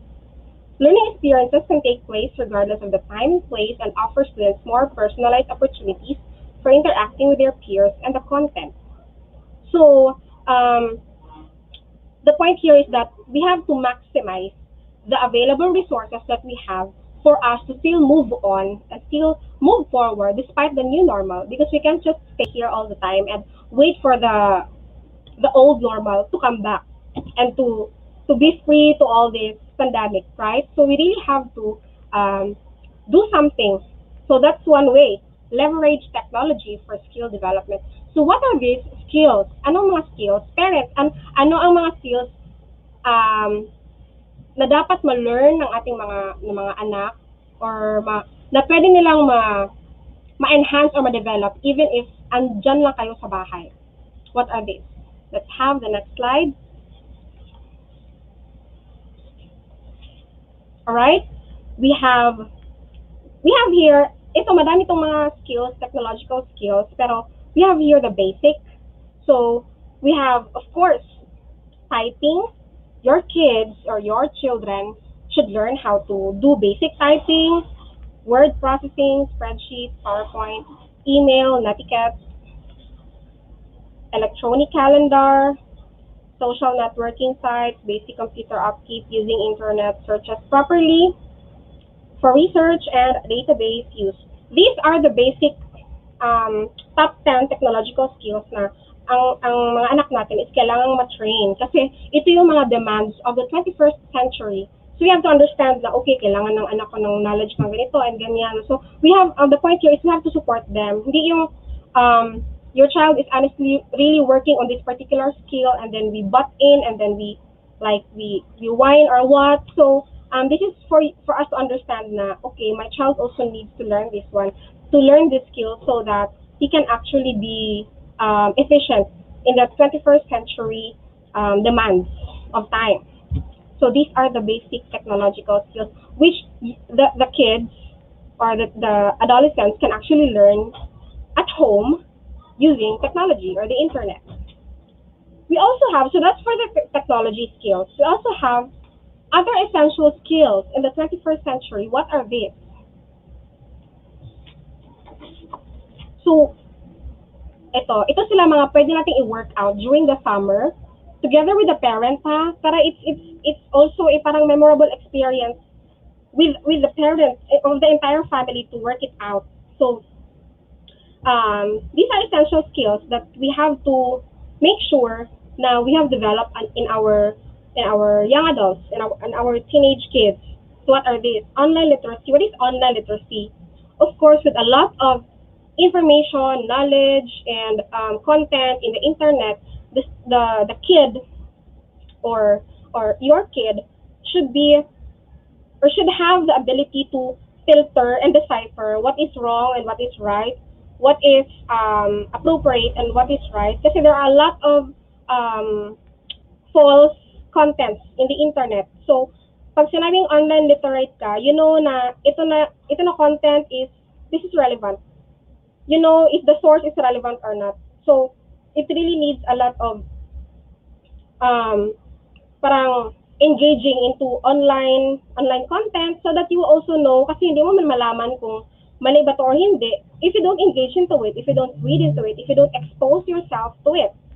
So both of you should know, parent and kid should know, and should also be online literate. And you have to consider if it is relevant or not. Kasi hindi lahat ng pag-type in mo dyan, paglalabas, automatic yun na ang tama. No. If you're online literate, you know how to evaluate and you know what to use and what to not use as a source. So that's for online literacy. For computer literacy, of course, this is literacy in using the computer, the internet, and all the hardware. I mean, we are the new normal. So basically, ito din yung pinaka-skill na kailangan ma-learn ng mga anak natin during this time. Kasi we depend on this, the computers, the internet, the technology during this time of pandemic. Another is adaptability. So take note of this: adaptability, critical thinking, problem-solving skills, creativity, and resourcefulness. They fall under soft skills.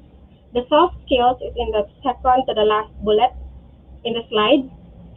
So, ano ba itong soft skills? Pag sinabing soft skills, this includes the traits, the abilities, the personality, the attitude, the totality of a person. Yun yung soft skills na usually, of course, gina-consider ng mga employers when they hire their employees, right?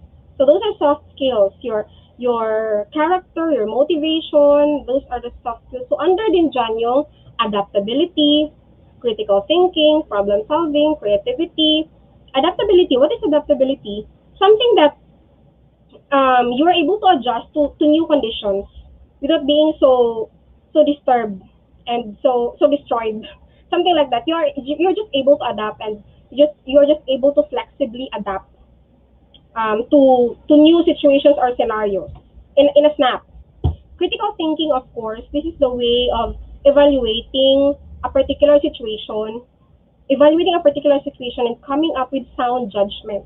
That's critical thinking. And of course, problem solving skills, these are the ways or the skill wherein you can the child can be able to come up with solutions right away of a particular problem.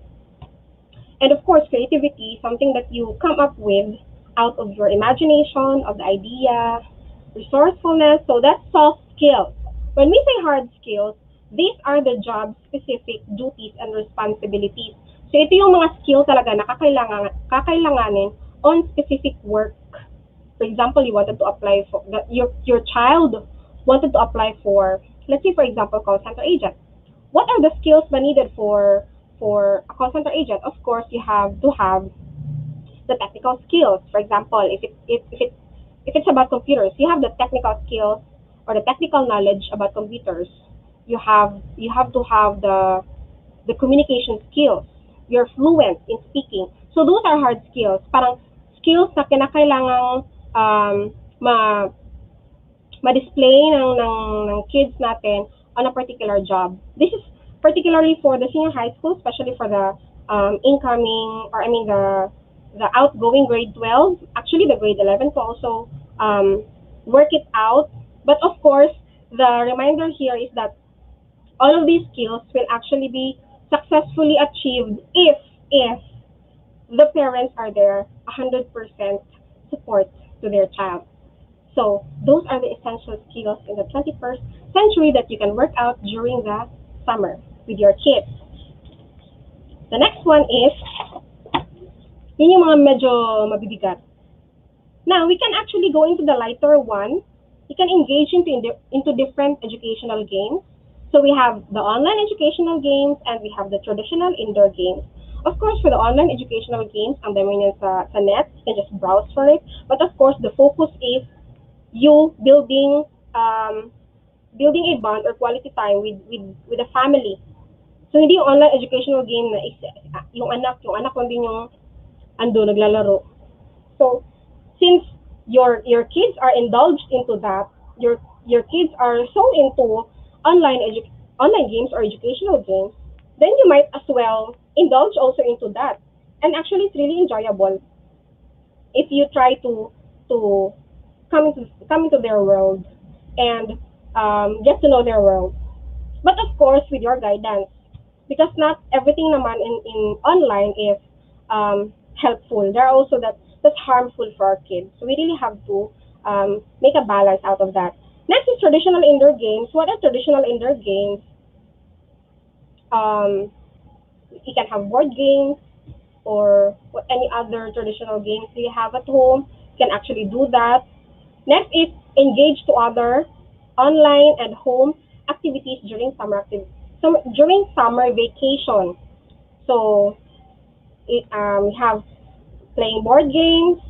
You can try physical workout or yoga with your kids, or do Zumba with your kids at home. You can do that actually. You can binge watch movies with your kids. Movies that is, the genre hits both age or all age bracket of the family. Yung pang pamilya, binge watch movies, where you can bond. You can actually bond through that. And then you can also bond or be productive by doing home gardening together, by cooking or baking together, redesigning your room or your living room or whichever part of your house.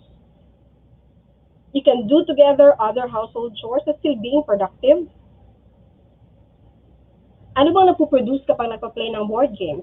If it's a mind game, then your critical thinking is being developed. The kid's critical thinking. If it's physical workout, so the physical aspect of the kid is being boosted, something like that. You can also work together and learn a new language, or come up with a project at home, any project that you like, that you think is applicable to your home and that you can relate with your kids, or you think that is useful to you at home. So those are some ways on how to be productive during the summer vacation. Lastly, you have to inculcate good habits for both online and home activities during summer vacation. All right? We have to inculcate good habits for both online and home activities during summer vacation. So how do we do it? First is, we have to plan out things muna to do for the entire summer duration. So I hope this particular talk helps you and gives you an idea na ano pwedeng gagawin and pwedeng ganito. So maybe later after this you can plan out things that you would like to do for the entire summer. Of course, it's up to you kasi we have different setting, we have different context, we have different family. So what applies to you and what is effective for you, you can do it.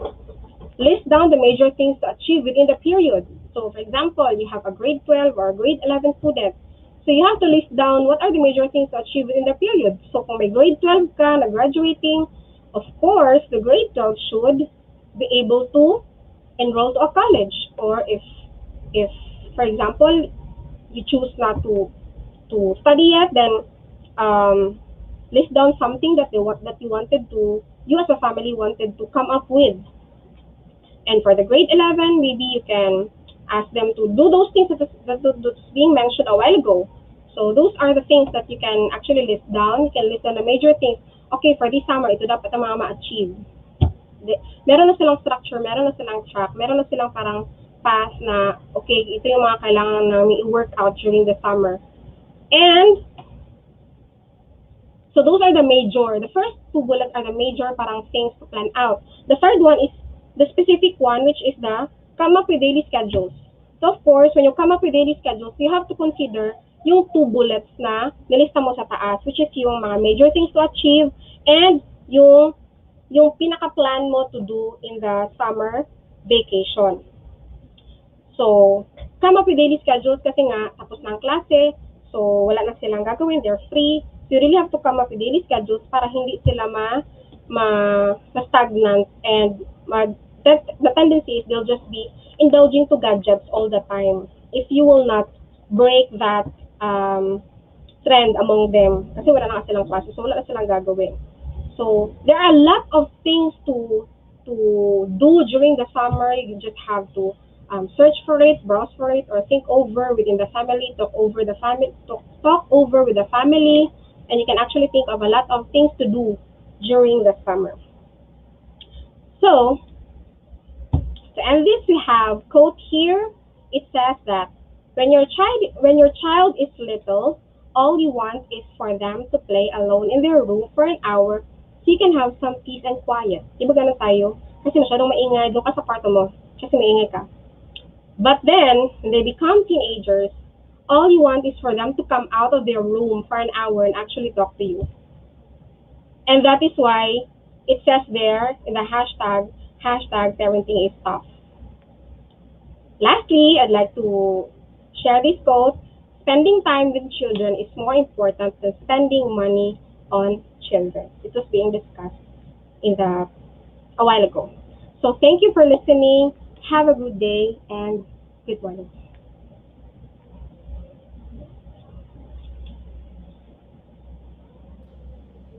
Ayan, so thank you so much, Ma'am Josephine, for giving us some insights na on how to build a productive family during summertime and how to build strong relationships, and somewhat it's really indeed helpful to everyone, especially sa mga viewers natin na mga parents dyan and also their sa mga kids, students natin ng mga JMorians. Ayan. So to remind lang po sa lahat before we proceed with our open forum, please don't forget to fill out the attendance link posted on the comment section. Ayan. And sa lahat ng mga gustong magtanong, this will be the best time for you to raise your questions sa ating comment section para masagot ng ating mga speakers yung mga tanong natin na gusto natin i-clarify. So thank you so much, ma'am. Yeah. Okay. So baka may mga gusto magpa-shoutout dyan sa through FB Live or YouTube Live natin. Ayan, from Kate Nova Alfante. Good morning sa iyo. Shout out nga pala from Holy Cross, Davao College and University of Mindanao. Betty May Narciso and Ram Michael Henovia. Hello po sa inyo. Thank you for watching with us. Kesha Bea, good morning. Ayan. So Nikki Asibron from College Department, thank you for tuning with us. Thank you so much. I hope from Elvira Rivera. Good morning, everyone. Ma'am, good morning. And thank you for tuning with us. Ang dami nating from Jessa Carpilla, Daniel Aranas. Ma'am Jo, hi Ma'am Jo. Sabi ni Daniel Aranas, good morning, Daniel from College Department CE. Jericho Isada, good morning. Yan, thank you for tuning with us. Don't forget to share this video para makita ng iba, for them to be aware and to be informed about parenting styles that we can practice during this summertime. From Ma'am Jo, listen actively to each other. If you don't have time to listen, others will listen to your child. And the next time, he or she will not open up anymore because he or she is always turned down.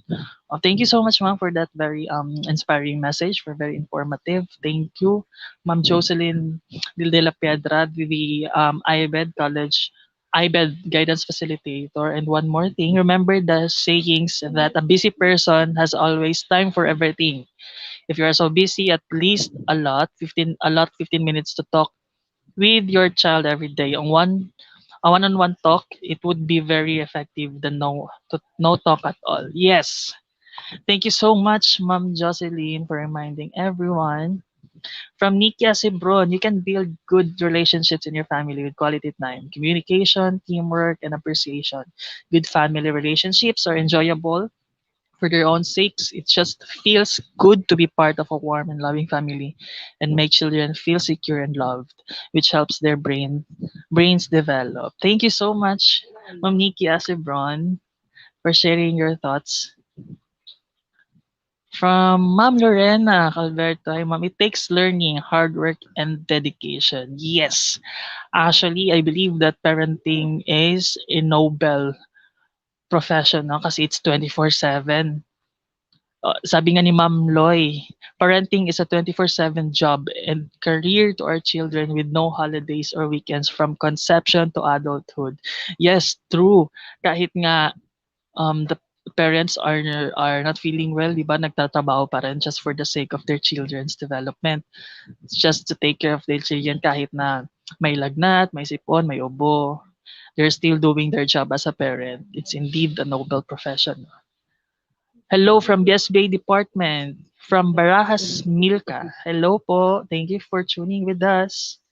From Layel de la Piedra, how would you Okay, we have a first question from Layel de la Piedra. How would you divide your time as parents if you are busy with your works? Mm, ayan, hi Ma'am Loy. You're back. Ayan, can we have our speakers on screen? Kasi we have a first questions na pwede nilang masagot. Kasi this is from Layel de la Piedra. How would you divide your time as parents if you are so busy with your works? Ayan. Ma'am Josephine, yan, can you Yes.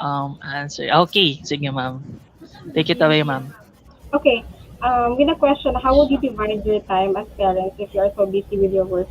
In the first place, I don't consider the word busy because if you're busy, um, you can I mean you can actually avoid being busy by managing your time. No matter how many things you work out, you can always look for a particular time, just like what is being read a while ago in the comments, a 15-minute or a 10-minute talk or light talk matters in the day, right? So, hindi siya talaga yung parang, you will, kasi if you think na you're busy, you'll really be busy.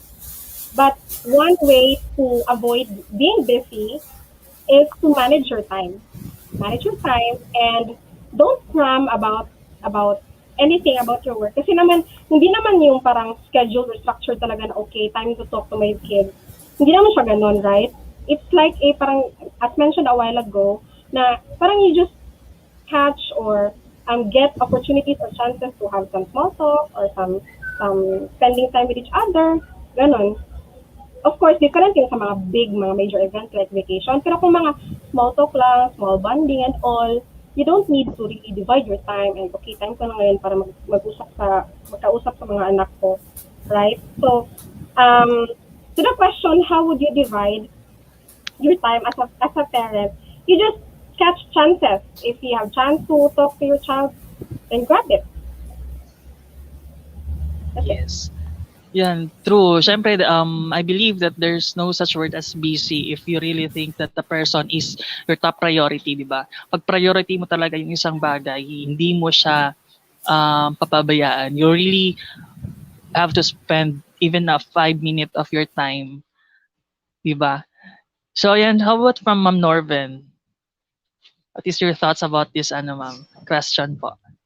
Okay, I think it's just setting up your priorities and how are you going to balance your time. Okay, because as parents, I know we are really busy, but we just need not necessarily that we will give them so much of our time, but at least we need to balance our time for our kids so that they would feel that they belong to the family. It's actually balance Yes. and set your priorities. True. Ayan, thank you so much, ma'am. Tama naman. We have to set our priorities first kasi nga as we grow older noon, parang nadadagdagan yung mga priorities natin, especially na mga parents na tayo. And thank you so much, Ma'am Norven. And of course, from our guidance head, which is a mother of three, baka she can add something to this question. Okay.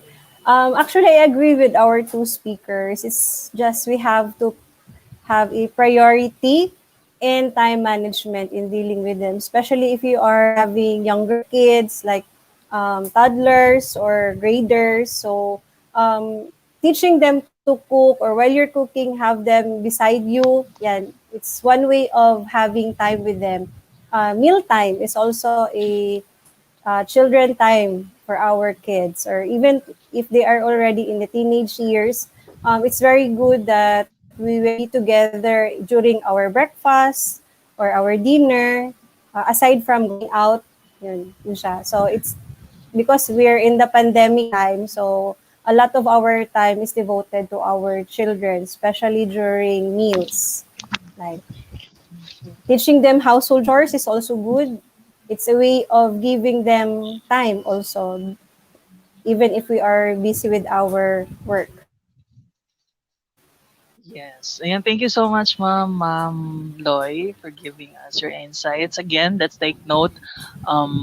Set your priorities, balance your time, and of course, have them while doing your chores. Okay? So you hope, Daniel de la Piedra, we were able to answer your question. So from Giselle Canedo, heart reactions, thank you so much. From Canedo, Jennifer Bulalake. Yan, good morning sa lahat ng viewers. From Ma'am Claire Logan, shout out to all Pablo Lorenzo National High School students. Oh, from Mandog, Pablo Lorenzo. Hi everyone, thank you for tuning with us. I hope you were able to share this webinar, no, para mas malaki pa yung scope ng ating activity. Good morning sa lahat ng mga taga Pablo Lorenzo. From Ma'am Crystal M. Colon. It's really hard to balance our time with work and spending quality time with our kids. Thank you so much, Ma'am Norven and Ma'am Jo, for these reminders and tips. So grateful to join the webinar now. And thank you so much, wow, for the comment. Thank you po. Totoo naman talaga na ang daming nabigyan ng nabigyan ng ideas, nabigyan ng mga tips, mga helpful tips sa ating mga parents today. Kasi nga school year is now ending, so we should expect na during summer, kasi yung mga summer vacations natin, 'di ba, mga gala-gala, punta dito, punta doon, but this one is something new. We are now in the new normal setup, which is everything is online na. So lahat ng mga transaction natin is na or mga gusto nating gawin ay nasa online platform na. So ayan, piniprevent din natin, no, na i-engage more yung mga students or mga kids natin to online games or ano pa bang pwede nilang mabigyan ng maraming oras. Well, yun ang sinabi ni Ma'am Josephine kanina, there are online educational games which can be very helpful for them, especially sa mga children na very engaged online. While nag-engage sila online, why not? Parang let's give them an intervention that will help them kahit na nasa online platform sila. Diba? Yeah. So how about, do we still have another questions from the body or from the viewers or any shout outs po dyan?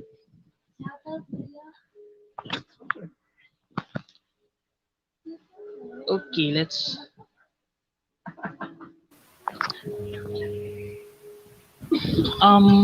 I guess wala na siguro mga questions or mga tanong ng mga viewers natin. But if you have, tapos hindi nyo na na-post sa comment section, you can message us or di ka dito sa JMC EduTrends na Facebook account or JMC Jose Maria College Facebook account and JMC Office of the Guidance Center, JMC Guidance Office. You can raise all your questions there and we can immediately answer that as soon as may mga time yung mga personal natin. Okay? So, of course, before we yes, ma'am. Can I just add? Yes po, sure po. Kasi if we heard the discussions from Ma'am Norman's output and to mine, it's really very ideal. But of course, I'd just like to remind all the parents na you might feel frustrated because bakit hindi ganito, hindi nag-workout, ganito, ganyan. Please remember that no, there is no perfect parents, there's no perfect children and no perfect family. We have our own uniqueness, and the uniqueness actually the uniqueness that we have is actually the beauty of it, and we can actually look for the good side about it. Ang point ko lang is hindi sana ma-frustrate ang mga student, ang mga parents na bakit hindi nag-workout, hindi ganito, yung mag-show ng love, bakit parati ako nagagalit, or mas parati ko silang pinapagalitan kaysa showing love, something like that. Because we really have, we go into that. All parents go into that scolding, right? So my reminder lang is don't give up, and always at all times consider the priority.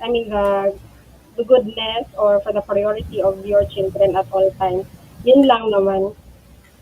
Thank you. So thank you so much, Ma'am Josephine, for adding that information. That's true. Kasi sabi nga nila, no shoes fits to all. So if one intervention doesn't work to you, then there are lots of alternatives na pwede mo pang gawin. There are lots of methods na maybe perfect for you on how you handle your kids. So yan. Thank you so much, Ma'am Josephine. From Ma'am Irene Kiliste, good morning. What a really nice topic talaga. It's very relevant nowadays, especially for the new normal education. Yes, kasi mas marami na tayong time na ma-observe, mas marami na tayong time na mabigay sa ating mga anak. So it's very relevant talaga. Thank you, Ma'am Irene. From Jenny, good noon, J. Marian. Sending you my regards, especially to Ma'am Jo. Okay, thank you po. Yan from Jenny. Lord Vincent Van Mendoza, Clear Logan, taga Pablo Baya. Okay, yes, from Pablo Lorenzo. Okay, yes.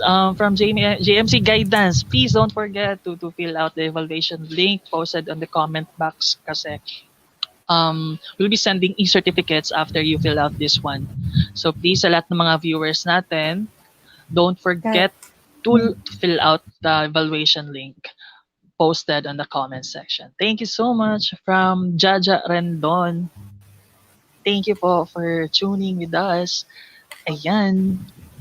So once again, thank you so much to our speakers, Ma'am Norven Lagura and Ma'am Josephine Gallardo, for sharing a lot, very informative knowledge, ideas. Syempre yung mga tips na binigay niyo sa lahat is indeed very helpful. Thank you so much, ma'am, for giving us your precious time. It's an opportunity and it's an honor to have you both here in our webinar, ma'am. So to give you this certification as a form of our appreciation, allow me to read the certificate of appreciation Jose Maria College, Philippine-Japan Friendship Highway, Sasa, Davao City. Certificate of Appreciation is awarded to Norven P. Lagura for her selfless service in sharing her knowledge and expertise as resource speaker in the webinar Parenting 101, Part 2, Ready, Set, and Summer to Building Productive Family Relationships during the JMC EduTrends live stream program headed by the Guidance Center, given this 22nd day of May 2011 to Jose Maria College. Signed by Maria Eloisa Estrella, the head guidance of JMC, director, OSAS director, Mr. Dennis Alazarte, the case Dean Mark Alemania, and the Vice President of Academic Affairs, Dr. Josefina Ortega. And of course, to Ma'am Josephine Gallardo, thank you so much, Ma'am, for sharing a lot from Jose Maria College, Philippine-Japan Friendship Highway, Sasa, Davao City. Again, Certificate of Appreciation is awarded to Josephine A. Gallardo for her selfless service in sharing her knowledge and expertise as a resource speaker in the webinar Parenting 101 Part 2, Ready, Set, and Summer to Building Productive Family Relationships. Once again, thank you so much to our speakers, Ma'am Norven and Ma'am Josephine. I hope that we can still reach you out for our next webinar to be conducted in the future. So ayan, before we end, we'll just promote the summer activities offered by the IPED department. Can we flash it on screen, yung mga offers natin for summer activities? Ayan, Google Meet, online summer class Filipino literacy, registration fees just 2,000 pesos from preschool, grade school, junior high school. Class will start on June 14 to 30, 2021 from 8 a.m. to 10 a.m.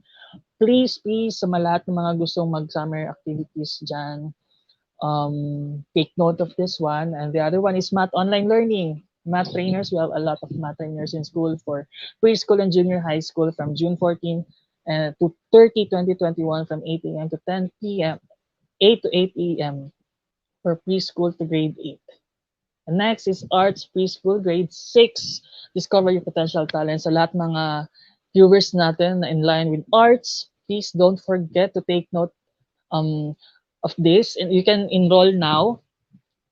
And registration fee is only 1,500. Murang-mura na lang po. You can avail this at the amount of 1,500. And next is Readathon, online bridging program for reading. Preschool to grade 4 po tayo, new normal learning technique. From June 14 to 30, 2021. Same day po tayo from 8 a.m. to 10 a.m. So please, if you want to, ayan, meron pa, training, think different, chess masterclass, yung mga gustong mag-chess na ma-develop yung chess nila online, you can enroll here. And then the enrollment is still ongoing. All levels, ages from 9 to 16 years old. Yung mga mahilig naman sa science dyan, science techie explorers from grade 1 to 6, from June 14 to 30, 2021, from 8 a.m. to 10 a.m. Registration fee natin is only 2,000 pesos. So please take note of the summer activities that posted on screen sa mga lahat na mga gusto mag-avail ng mga summer activities ng Jose Maria College. And so don't forget to follow this page at JMC EduTrends for further webinars and activities. Also the Jose Maria College page, the JMC Guidance sa lahat. So if you want to know more about the JMC, please don't forget to like and follow those Facebook page. Ayan, so I guess we are on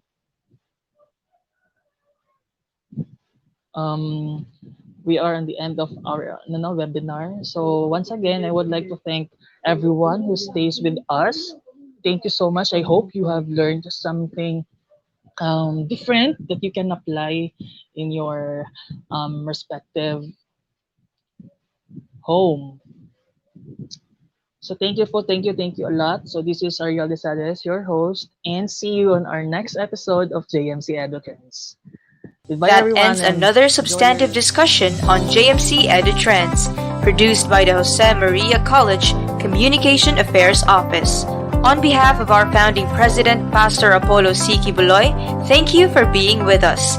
Join us again next time for another interesting, inspiring, and transcending discussion on JMC EduTrends.